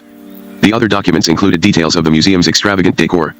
An allocation of $1 million had been made for marble flooring, $258,000 for a VIP lounge known as the Armand Hammer Memorabilia Room and its focal point, the $25,000 Armand Hammer fireplace, $75,000 to chisel Hammer's name in the marble facade in letters 3 feet high, and $60,000 to reproduce for the entranceway a metal gate that Hammer had seen at the Moscow airport. According to the Times, another set of documents revealed that the budget crisis apparently prompted Occidental to move more than $2 million in costs from bookkeeping accounts reserved for the museum to those of Oxy Westwood Corporation. Occidental refused to answer questions about the alleged transfers. Speculating that such an act would be considered a deception, Armand stated that he was considering raising the issue at the final hearing on the Occidental Levitin settlement in Delaware in April. On February 14, in a move the New York Times characterized as highly unusual, Occidental announced that Ray Irani would replace Hammer as chairman and chief executive if he should die or retire. Wall Street responded favorably to the news that there finally was an heir apparently and noted that Irani had successfully organized Occidental's chemicals operations into an integrated company that had become the company's most successful division and accounted for 76% of Occidental's income. On the day that Armand had slipped in the bathtub and cracked 3 ribs, the market value of Occidental stock had increased by $306 million and the announcement would help calm the volatility in the stock price that accompanied any news that Armand was ill. Finally, the announcement served as an indication that once Irani replaced Hammer, Occidental would be able to reduce its monstrous debt by selling off pieces of Armand's bloated and unwieldy corporate empire. A senior staffer who insisted on remaining anonymous commented that Irani just made up his mind, come hell or high water, to put up with Hammer. Ambition only goes so far, but Irani was willing to do it. I admire the guy's patience, he lets Dr. Hammer take credit for anything. Always the model of discretion, Irani told reporters. To speculate on what I might do is very strange, particularly since Dr. Hammer and I work together very closely. Former presidents Joe Baird, Zoltan Merzey, and Bob Aboud refused any comment, leading to the assumption that each had signed a gag order in return for a generous financial settlement. On April 3, the day before the final settlement hearing about the Occidental Leviton suit in Delaware, Occidental filed its annual 10K report.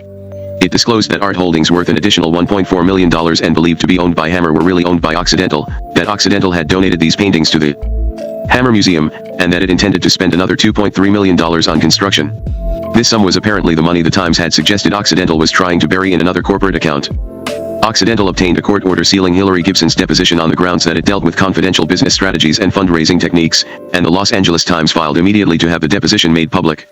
It appeared that Occidental did not want details of Armand's professional and personal relationship with Hillary Gibson to be publicized. Focusing on Gibson, the Times revealed that Armand hired Gibson in 1974 to be Occidental's curator of art and that she had drawn yearly suiting fees totaling $256,500 from the foundation from 1979 to I-99 degree. After the hearing the next day, Institutional Shareholder Services, ISS, a consulting firm that monitors public corporations for large institutional investors, declared that the Hammer Museum was the 20th century equivalent of the pyramids. If a company clerk takes money for something personal, it's embezzlement. If Armand Hammer does it, it's the business judgment rule. ISS recommended that its 200 subscribers oppose the settlement. More bad news for the museum came during April, when Armand discovered that Joan Weiss was planning to sue him for fraud and financial misconduct. A number of major publications had reported that Jay Goldberg, whose clients included Donald Trump, was considered a lawyer's lawyer and New York City's best pure trial lawyer. So Armand hired Goldberg to represent him against the pending lawsuit, which he declared was going to be the most difficult struggle of his long life. Armand gave Goldberg and his wife, Rima, the full treatment. He flew to New York especially to have them to dinner at his Greenwich Village carriage house, where the traffic was cordoned off so waiters could rush back and forth from the Italian restaurant across the street to cater the meal. He presented Mrs. Goldberg with a jade ring and told fascinating stories about his early days in Russia and his relationship with Lenin.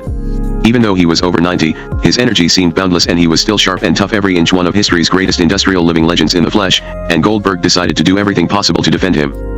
Questioned by shareholders about the Hammer Museum at the annual meeting on his 92nd birthday on May 21, Armand pointed out that Van Gogh's irises had recently been sold to the J. Paul Getty Museum for an all-time record of $53.90 million. But he owned an even better Van Gogh hospital at St. Remy. I have the whole garden, he boasted. I don't know what it would bring at auction. Some experts tell me $100 million. And I am giving it to the people of Los Angeles. Without any compensation to me. The record sale of the Van Gogh had already produced estimates that, in the inflated market of that moment, the value of the Armand Hammer collection had climbed to somewhere between $300 million and $400 million. When another shareholder questioned Armand about his health, he replied that his pacemaker was guaranteed for 8 years. And then I'll get a new battery. Later, at a formal birthday dinner at the Beverly Hills Hotel whose theme was the gay 90s, a reporter questioned him about the collapse of the Berlin Wall. Despite his lifelong fervent support of the communist leadership of the Soviet Union and the East Bloc countries, he declared happily, we'll have capitalism and socialism working together. Now all I've got to do is get rid of cancer. The next week Hammer and Dr. Schuller flew to Washington for the Bush-Gorbachev summit. Schuller had previously responded to Soviet requests and had taped a message that was aired directly after a statement by Gorbachev designed to end a nationwide wave of panic buying. At a summit banquet, Gorbachev singled out Schuller for his help in restoring order with his TV sermon. Subsequently, Schuller and vice chairman of the Soviet state television network Valentin Lazutkin held a joint press conference to announce that they had reached an agreement to broadcast a monthly edition of Schuller's Hour of Power over Soviet TV. Armand's ability to help Schuller preach in the Soviet Union had generated far more publicity than anything he had been able to accomplish for himself at the summit, and when Gorbachev left For Minneapolis to address 145 top corporate executives, Armand was just one of many in the audience. But Armand had already negotiated an agreement with the Soviets to build 2 plastics factories in the Ukraine, had utilized the United States Trade and Economic Council to send 400 corporate leaders to Moscow to meet with and be wined and dined by the Gorbachev government, and had worked feverishly to organize consortia to invest in Soviet industry under Gorbachev's détente. If it appeared to many observers that Gorbachev's days were numbered and that the Soviet Union was on the verge of collapse, Armand seemed indestructible. On July 11, Joan Weiss filed an 18-count suit in Los Angeles Superior Court against Hammer, Occidental, the Armand Hammer Foundation, the law firm of Lewis, Overbeck and Furman, and 2 partners in the firm, David Cregan Jr. and John Burdock. Alleging fraud, legal malpractice, and financial misconduct, Weiss claimed damages of $700 million. Weiss's suit was a bombshell. It contended that Armand's $400 million estate was either directly attributable to Francis's separate assets or was community property that belonged to them both, that he had amassed his fortune and art collection using property Francis had brought into the marriage, that he had exercised complete control over that fortune, holding the couple's Occidental stock, valued at $34 million, solely in his name and treating the art he had purchased using his and Francis's property as solely his own, that he had financed his original investments in Occidental with money he had borrowed from Francis or through bank loans she had helped secure for him, which he had obtained through the exercise of undue influence, and that, by March 1958, after 3 years of marriage, he had owed Francis $442,000 at the unconscionably low interest rate of 2% and that most of the interest had either gone unpaid or been paid by his earnings. Under California community property laws, half of these earnings already belonged to Francis. The suit also charged that over a 30-year period Armand had embarked upon a scheme designed to take from Francis Hammer her interests in their fortune by inducing her to sign away her rights, that he had been aided by her lawyers, who had simultaneously represented her and the Armand Hammer Foundation in an incurable conflict of interest, and that his fraudulent transactions had allowed him to deprive Francis of her ownership in turn. And thousands of shares of stock and millions of dollars paid to him in salary and as fringe benefits. Subsequently, Weiss told reporters that Francis would have wanted her fortune used for charities that better reflected her own interests, particularly charities for children, far more than to see her money spent building a monument to Armand Hammer's ego. There's no way in hell she would have her money go to a museum run by Martha Kaufman. Expressing suitable shock, Armand called the claim an affront to the long and loving relationship I had with my wife and insisted that his museum was not a reflection of his megalomania. I made big money here in Los Angeles after I came from New York, and I feel that I'd like to do something for the city that made my great success. Jay Goldberg commented that there were documents, waivers, and declarations to a variety of people demonstrating that Francis had ceded her right to the art collection to her husband. Referring to Joan Weiss, Armand's long-term lawyer, Arthur Groman, added that you'd think someone who'd just been given $16 million would be content with it, wouldn't you? The week after the filing, Armand sat for an interview with the Wall Street Journal. Dressed in a blue pinstripe suit with his L.E. John of Honor ribbon pinned on his lapel, he contradicted the description in Hammer that portrayed him and Francis as 2 lonely, aging multimillionaire lovebirds at the time of their marriage. I was strapped for cash. I had a lot of debts, and most of my cash went to cover those debts. MRS. Hammer made loans to me, which I was happy to accept. He also claimed that Francis had intended before her death in December to clarify the apparent contradiction in her will involving community property and his sole ownership of the Armand Hammer collection. Asked why Francis had written him out of her will in 1988, he explained that she was fond of Joan Weiss's 2 sons and wanted to provide for them. He added that after Francis had been informed by a family lawyer that her new will presented a conflict because it contained a clause allowing her to retain her rights to her half of their community property, which she had already signed over to him, she realized that she had made a mistake. 2 days after the interview, first-time visitors to the $21 million Richard Nixon Library and birthplace in Yorba Linda, California, discovered Armand's name among 180 others chiseled in a marble wall in the library.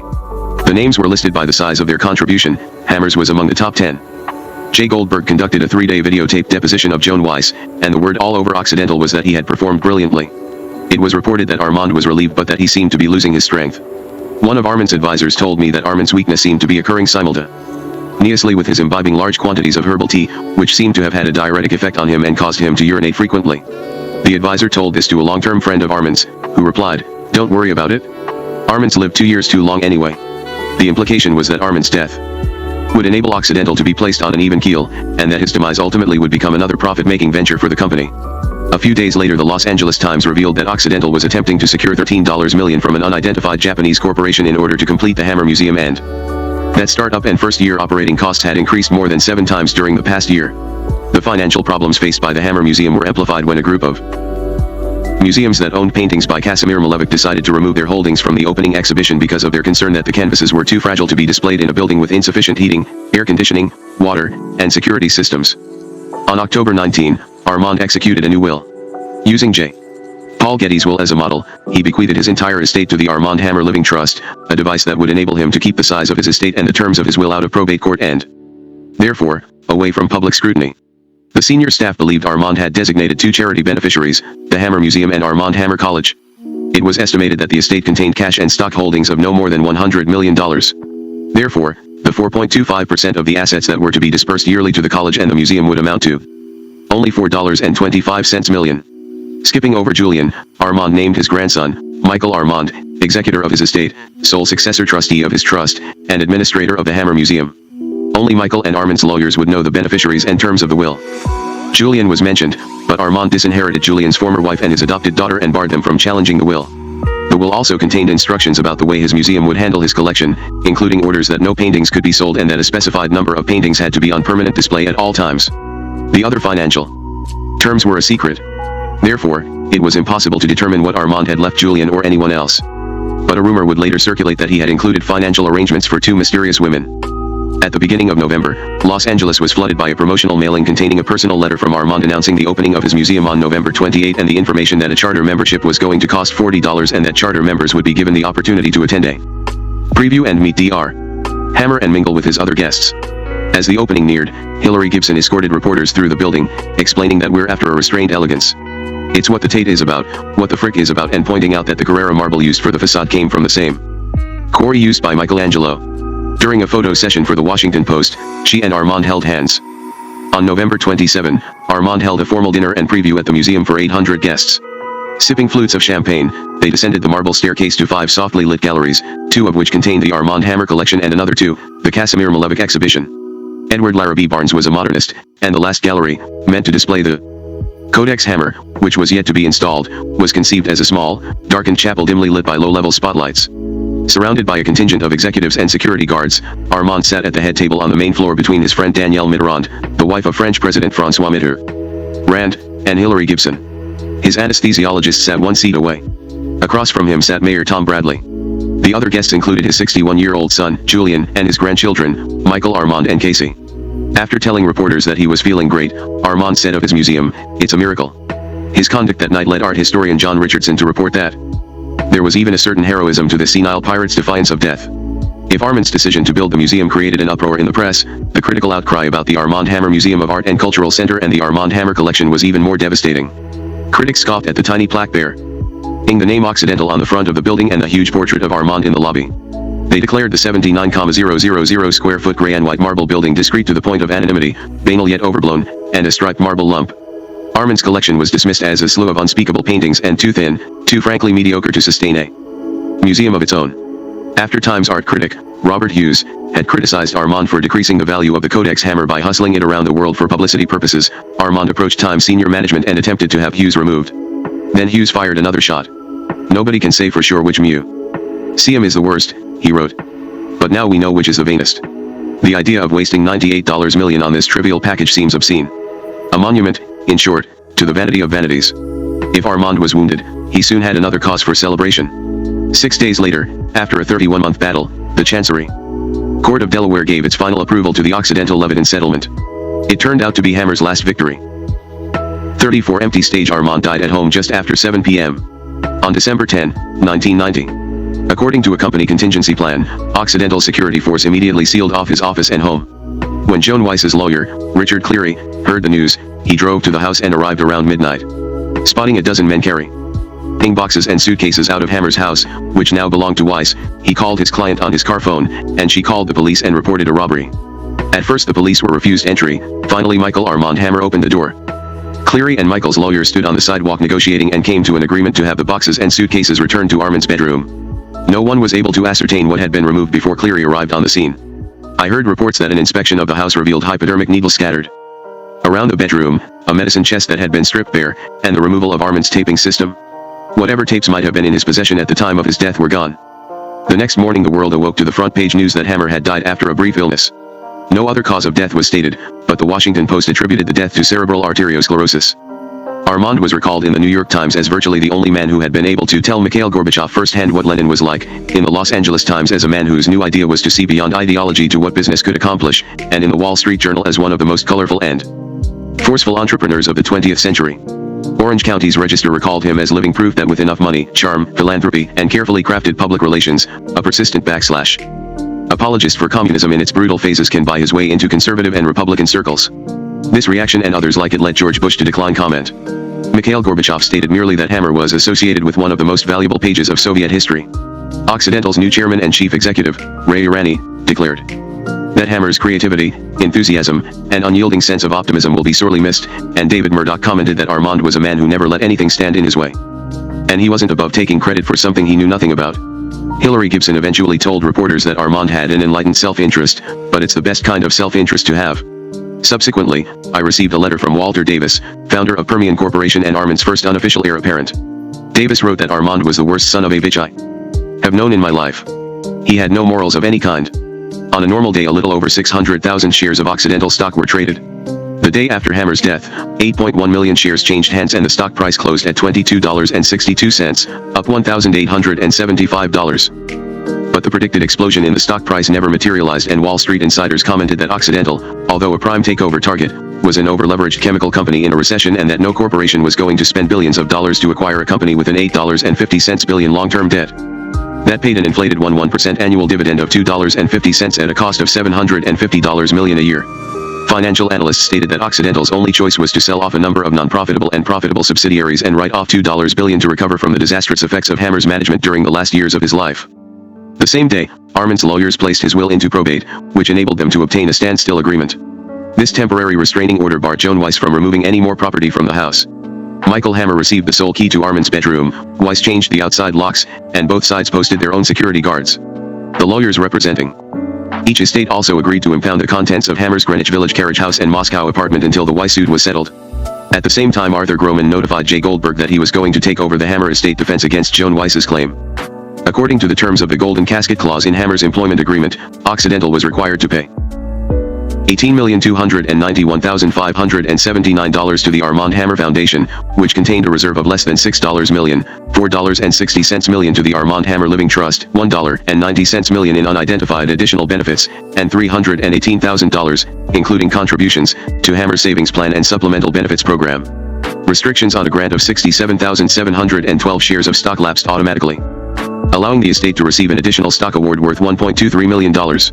In addition to his salary of $1.14 million, a short time before his death, even though his health was failing and Occidental was being reviled in the press because of its $90 million expenditure on the Hammer Museum, Occidental's board had voted Armand a $923,000 bonus. Therefore, Hammer's total compensation for 1990 came to $28.67 million, and his death had made him the highest paid executive in the state of California. Armand's bar mitzvah fundraiser was scheduled for December 1, the night after his death.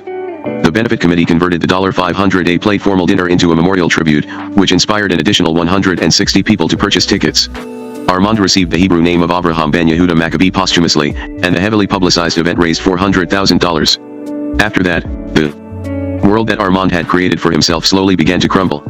By the end of the week, under glasnost, Soviet ecologists reported that Occidental's fertilizer operations in Odessa were pumping excessive amounts of ammonia and nitrogen dioxide into the already heavily polluted air, and that a poisonous ammonia cloud could form over the city. After voicing bitter complaints, the citizens of Odessa voted overwhelmingly to shut down the plants. But when the International Fertilizer Association stepped in and established guidelines that Occidental agreed to honor, the protest faded away. For the moment, at least, Armand's biggest deal in history remained intact. On January 14, 1991, 35 days after Armand died, Ray Irani was ready to announce the plan that had been prepared secretly before Hammer's death. He declared 1991 the year of the new Oxy and began to clean up the terrible mess he had inherited from Armand. Irani outlined a 2-year restructuring program involving the sale of $3 billion worth of assets and a dividend reduction of Occidental's bloated dividend from $2.50 a share to $1. He also ordered a $2 billion write-off against anticipated losses resulting from the sale of Occidental's unprofitable businesses and the allocation of $500 million for potential environmental costs, including Love Canal litigation, and $130 million for severance pay for terminated employees. This measure was designed to produce a long-term debt reduction of 40% and an increase in yearly profits of $200 million. At the end of fiscal 1990, Occidental had reported net income of $351 million against record sales of $26.70 billion. At the end of fiscal 1991, the last year of Hammer's management, the $2 billion write-off led Occidental to declare a loss of $1.70 billion. Wall Street was impressed by Irani's desire to make the new Oxy a streamlined oil and chemicals operation. One analyst commented that Occidental is writing off everything but the kitchen sink as the company dispensed with its shale oil research program, film production company, Arabian horse breeding farm, and Black Angus cattle ranch. Negotiations were launched with the government of China to sell it Occidental's share in the coal mining joint venture. The sale of 51% of Iowa beef processors was also put into motion in order to raise an additional $600 million to $900 million. Next, Occidental sold its 5.4% interest in Church & Dwight, makers of Armand Hammer baking soda, for $19 million, a half interest in an Antwerp natural gas liquids terminal for $38 million, its industrial phosphate and phosphoric acid business for $100 million, its natural liquid gas business for $691 million, and its North Sea oil and natural gas assets for $1.35 billion. The Casimir Malevich exhibition closed at the Hammer Museum on January 13, and nothing was scheduled to take its place. Museum director Stephen Garrett outlined the problems faced by the museum. It had no acquisition fund and no artistic policy. The Armand Hammer Living Trust was sealed by litigation and unable to provide revenues, and the museum was depending solely on the yearly $3.50 million provided by Occidental's endowment annuity, and if Joan Weiss won her suit, half or more of its critically scorned but valuable collection would have to be surrendered to her under the terms of the California Community Property Law. USC also issued a formal request for the return of the two Rubens paintings that Armand had borrowed from the university's Fisher Gallery and had refused to give back, and indicated that there was the possibility of a lawsuit if Occidental chose not to comply. On January 16, Joan Weiss filed a new suit against the Hammer estate. She claimed that Frances Hammer's torment over what she believed to be Armand's long-standing infidelity with Martha Kaufman had been a substantial factor in her decision to execute a new will in 1988, that it had been Frances's desire to see that none of her community property passed into the care and control of Kaufman, that Kaufman had legally changed her name to Hillary Gibson in 1989 in order to disguise the fact that she was going to hold an executive position at the Hammer Museum, that Hammer had made substantial gifts of money and other things of value to Kaufman and had arranged to have her hired by Occidental and the Armand Hammer Foundation, and that Frances had agonized about private details of Armand's relationship with Kaufman and written down those details, which included Kaufman's ambition for advancement in organizations controlled by Hammer and descriptions of claimed sexual activity with him. The Los Angeles Times reported that other legal documents and people familiar with the situation indicate that Frances even considered separating from her husband. Both Julian Hammer and his stepdaughter filed individual challenges to block the appointment of Michael Hammer as sole executor of Armand's estate and to protest the fact that the stepdaughter had been disinherited. The case was resolved and Michael Hammer was confirmed as the special administrator, sole executor, of his grandfather's estate. Another claim was filed by a woman who had been mentioned in a prior draft of Armand's will written without Michael Hammer's participation. It was thought that she and her mother might be the two women named in the current will and that Armand had given small amounts of money to them over the years. On January 23, lawyers for Occidental's dissident shareholders argued their appeal in the Delaware Supreme Court and demanded a $90 million reimbursement, claiming that the Hammer Museum was little more than an egocentric monument to Hammer. A settlement was approved by the Delaware Supreme Court. No cash payment to the shareholders was involved, but Occidental's board of directors was ordered once again to limit the funding for the museum. A bust of Hammer had faced the elevators on the 15th floor of the Occidental building. I was told that the bust had been removed, but nothing had been put in its place. It was as if any reminder of Armand Hammer was graffiti that had to be scrubbed clean. Unlike previous annual reports, the new report was terse and professional and contained no pictures of Armand, no homage to his life, no description of his museum. The only mention consisted of a dedication on the inside front cover, in memoriam. Dr. Armand Hammer, 1898-1990. The typeface couldn't have been smaller, and on the same page was a caption for the picture of the drilling rig on the cover. The proxy notice for the annual meeting included the news that the $480,000 allocation earmarked for the sequel to Armand's best-selling autobiography had been cancelled. The board is afraid of a shareholders' revolt because they've rubber-stamped all of Hammer's decisions, an Occidental executive told me. The new Oxy-Stalinization program was planned a long time ago, so that the directors can prove that the company can be professionally managed. That's the way they think they're going to be able to save their jobs. Trained by Hammer, his oldest and closest business associates had proved to be the ones to have plotted the erasure of his memory, and it was the same group that believed he had lived 2 years too long. A week after the first annual meeting since Armand's death on May 21, Occidental launched discussions with UCLA to assume the programming and curatorial operations of the Hammer Museum. It was hoped that this association would end the controversy surrounding the museum and the quality of its collection and lend a note of academic legitimacy to the enterprise. In order to make the museum viable, Occidental's lawyers were also looking for legal ways to break the restrictions in Hammer's will concerning the Armand Hammer collection so that it could be moved from the main galleries to the smaller visiting galleries. Occidental was experiencing an annual loss of $3.1 million on its Chinese coal mining joint venture, and during June it announced that it was selling its 25% share in the mine to the government of China in return for the assumption of $145 million in loan guarantees by the Chinese government. It also ended its 25-year battle to drill in Pacific Palisades by deeding the disputed property to the city, and it announced that it was returning the two Rubens paintings to USC. Following that, Ray Irani issued a statement that the initial phase of the Occidental restructuring program had generated $1.80 billion in after-tax proceeds. Scott Dietrich, an old college friend of Michael Hammer's, had gone to work for Occidental as a records information technician for 2 months ending in February 1990. Shortly after Armand's death, Dietrich returned as administrator of the Armand Hammer Foundation and second in command to Michael. He also moved into Michael's guest house. According to court records in Minneapolis, Dietrich flew from London to Minneapolis on October 1, 1991, and was waiting for a connecting flight to Los Angeles when he was stopped and questioned by customs agents about the amount of cash he was carrying. Bringing cash in excess of $10,000 into the United States is a violation of the federal currency law that had been designed to curb international drug trafficking and money laundering.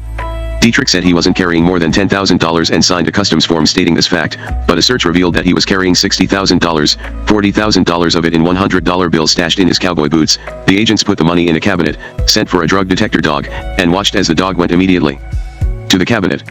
The indication that there were traces of drugs on the money led to Dietrich's arrest. Subsequently, his passport revealed he had made at least 11 trips to Europe and Asia over a 2-year period, including stops in London, Malaysia, Singapore, South Korea, and Thailand, and that many of them had lasted only 1 or 2 days. After he pleaded not guilty to violating the federal currency law, a federal prosecutor said at a bail hearing that the authorities suspected him of being a drug courier. Michael Armand Hammer wired Dietrich's $250,000 cash bond directly from a personal account to the Treasury Department. A few weeks later, just 11 months after the death of his grandfather, Michael Hammer announced that he was stepping down as vice president and corporate secretary but would remain as a company director and chairman of the board of the Hammer Museum. The Wall Street Journal reported that Occidental had agreed to pay severance pay to Hammer in excess of $1.50 million and that the agreement was meant to be kept secret. The journal also stated the opinion that the move would further consolidate Ray Irani's control over the company. On November 16, Scott Dietrich returned to Minneapolis and attempted to make a conditional guilty plea to the charge of failing to report all of the cash he brought into the United States. He explained that he wanted to appeal an earlier ruling that the customs search at the airport did not violate his constitutional rights, and that a successful appeal would enable him to change his plea from guilty to not guilty. But U.S. District Judge James Rosenbaum rejected his plea and demanded that Dietrich stand trial. Assistant U.S. Attorney Mike Ward added that Dietrich had not cooperated with the investigation and that it had still not been determined where the $60,000 had come from and what it was for. Even though Dietrich had denied that he was carrying more than $10,000 and had supplied the same answer on a customs form, he was being tried only for not filling out an additional form stating he was carrying the extra cash.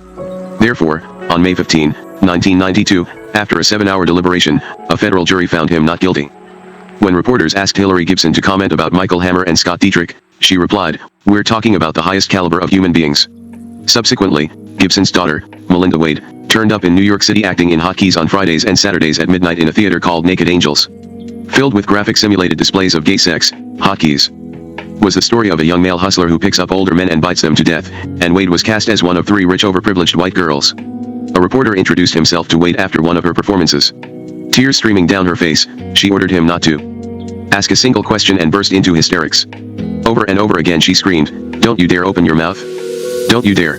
Her combination of hysteria and imperiousness reminded me of the way her mother had treated Armand and me. After Kenneth Locker left his position as the head of Armand Hammer Productions, he went on to become executive vice president of Re-Entertainment, a well-known production company. Locker had accompanied Hammer to Chernobyl in 1986 and subsequently had produced a dramatic version of these events for the TNT television network that starred Jason Roberts Jr. as Hammer. In November 1991, Locker went to Moscow to meet with General Alexander Karbanyanov, a senior political intelligence officer of the First Chief Directorate of the KGB, and to discuss the acquisition of classified material in the KGB files that could be used as the basis for a series of TV docudramas. When Locker mentioned Hammer's name to General Karbanyanov, the KGB official located Hammer's KGB counterintelligence file, showed it to Locker, and pointed out that Hammer was identified in the counterintelligence records as an agent Vilina, an agent of influence for the Soviet government. Karbanyanov added that Hammer's file was for sale to American TV in return for hard currency. Victor Hammer once told me that Armand wanted the last laugh on the U.S. government. Locker had no reason to doubt Karbanyanov, and it appeared to me that Hammer's last laugh was that he had made millions of dollars at the same time that he had worked zealously to help a belligerent and hostile government in every way possible. Now that government had fallen from power in ignominy, and the last laugh turned out to be that only a year after his death Armand's deepest secret was for sale. My replacement at Occidental, Gerald Schechter, had become the founding editor of We/My, a weekly Russian-English newspaper published in Moscow by Hearst Publications. In June 1992, Schechter and Yuri Buranov, chief of the Department of Research of the Center for the Preservation and Study of Modern History, the agency in charge of maintaining Communist Party archives, co-authored a front-page news story in We/My under the headline "Documents Tie Hammer to Communists." Schechter and Buranov based their account on 2 declassified reports from Communist Party files, a secret police report on the Hammer family and an OGPU report. According to these documents, after the completion of his asbestos deal with Lenin, even though Armand had maintained maintained throughout his entire life that he had never been a member of or a contributor to the Communist Party or any Communist Front organization. He had delivered $34,000 in cash to the United States to help fund the American Communist Party. He had carried out this mission at the request of the Comintern. The documents added that Armand's original grain deal had a political side that must not be overlooked. It had been designed by the Hammer family and the Bolshevik hierarchy to present a challenge to the U.S. embargo of the USSR. In the secret police report, Julius Hammer was described as having unswerving loyalty to the Comintern. He is morally entitled to 1/5 of the Hammer family assets and is always ready to turn it over to the Communist Party. Before the week was over, newspapers across the United States carried reports that official Soviet documents stated that Armand had been a courier for the communists in the 1920s.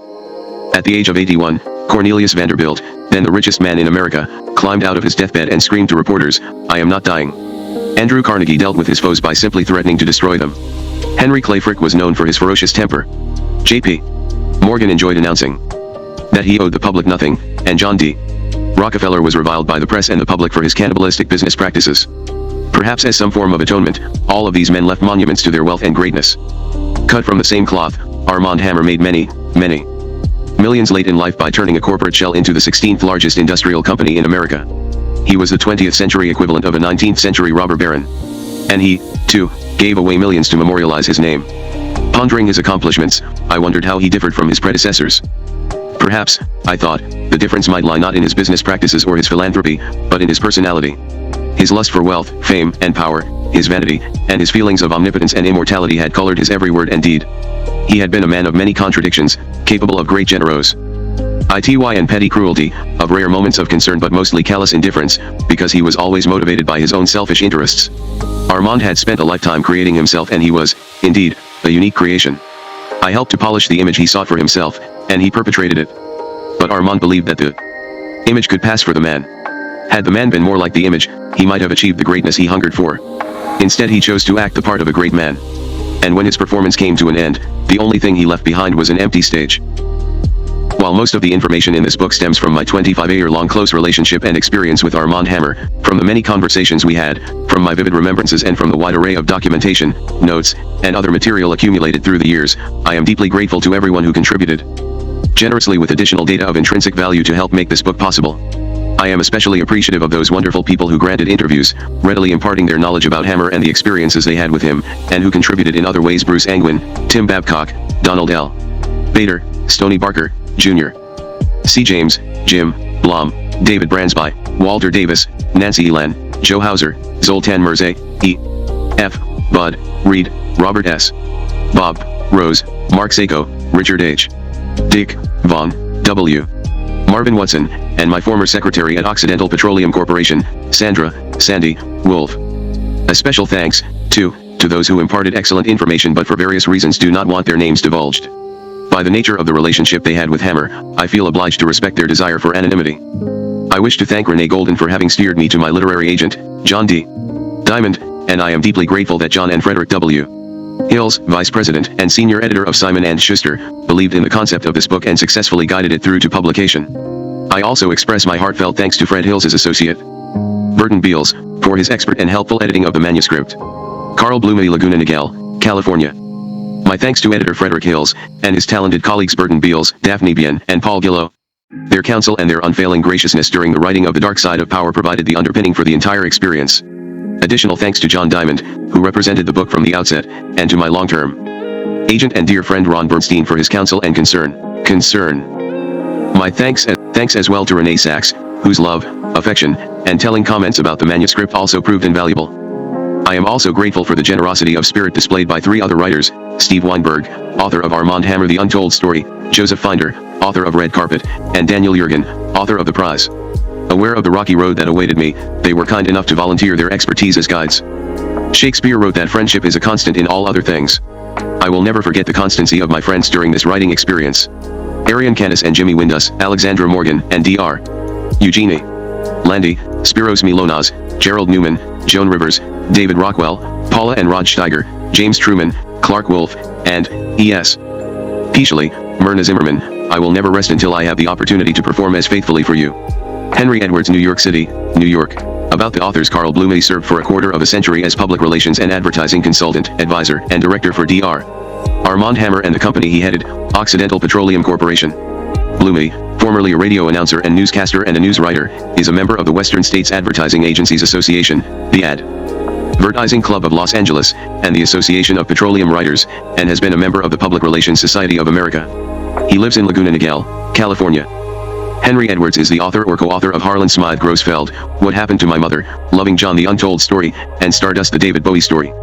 He has a wide array of film, television, and theatrical credits, from Dylan Thomas's A Child's Christmas in Wales starring Sir Michael Redgrave to the Joni Mitchell Project, which received its world premiere at the Los Angeles Theater Center. His articles and criticism have appeared in the New York Times, Details, New York, Penthouse, and Vogue. M.R. Edwards is the recipient of the Christopher Award and the Aspen Writers Workshop Rose Scholarship for Distinguished First Novel. Continued from Front Flap, here, at last, is the true story behind Hammer's fabled meeting with Lenin, and why he subsequently became a Soviet propagandist and an agent of influence for the KGB. Here, too, are the reasons why Hammer was relentlessly scrutinized by the IRS and the SEC, and how he attempted to evade conviction for passing an illegal contribution to the Nixon administration. Friends and family meant nothing to Hammer, Blumay also reveals, while his art collection and generous donations to various charities and causes were designed solely to perpetuate his own fame and prestige. This penetrating, uncompromising biography is a book that only an insider could have written. With intimately detailed descriptions of his actions and motivations, often in Hammer's own words, The Dark Side of Power gives us the explosive truth about the man behind the mask that Hammer himself created. About the authors, Carl Blumay served for a quarter-century as public relations consultant to Armand Hammer and Occidental Petroleum. He lives in Laguna Niguel, California. Henry Edwards has been a journalist, novelist, biographer, playwright, and screenwriter. He lives in New York City. Jacket designed by Richard Pratcher. Jacket photograph copyright 1987/Condical Press. Images printed in the USA. Copyright 1992 Simon & Schuster. Armand Hammer, in his own words on business, a businessman has to have a love affair with money, and money happens to be my first, last, and only love. That's why I'm so brilliant at what I do. On fame, I've always been famous because I knew Lenin. I want to be immortal. The only reason to give is to get, and if I fund a cure for cancer, I'll be a hero for all time. On ethics, those who insist on telling the truth never have a future. The only way to build the future is to build it on lies. On the law, when you take the risks I do, you're bound to have trouble. Most lawyers expect to get paid for saying something can't be done. Mine are paid to say, T can get you off the hook. Put that together with my exquisite knowledge of little technical details, and I always win. On donating a Rubens painting, borrowing it back, and refusing to return it. USC should have given me an honorary degree 14 years ago, and they didn't. They screwed me. It's my turn to screw them. On replacing 5 corporate presidents in 15 years, I have every reason to expect total loyalty from those I hire. They have no reason to expect an ounce of loyalty from me. On the environment, personally, I don't give a damn about it. On the accusations that he worked for the communists in the 20s and 30s and remained an agent of influence for the KGB, after they get it out of their systems, they'll forget about it. They always do. The only thing I'm going to allow people to remember about me is that I've helped mankind on a scale previously unheard of. People are going to look back at my life and pronounce it a miracle.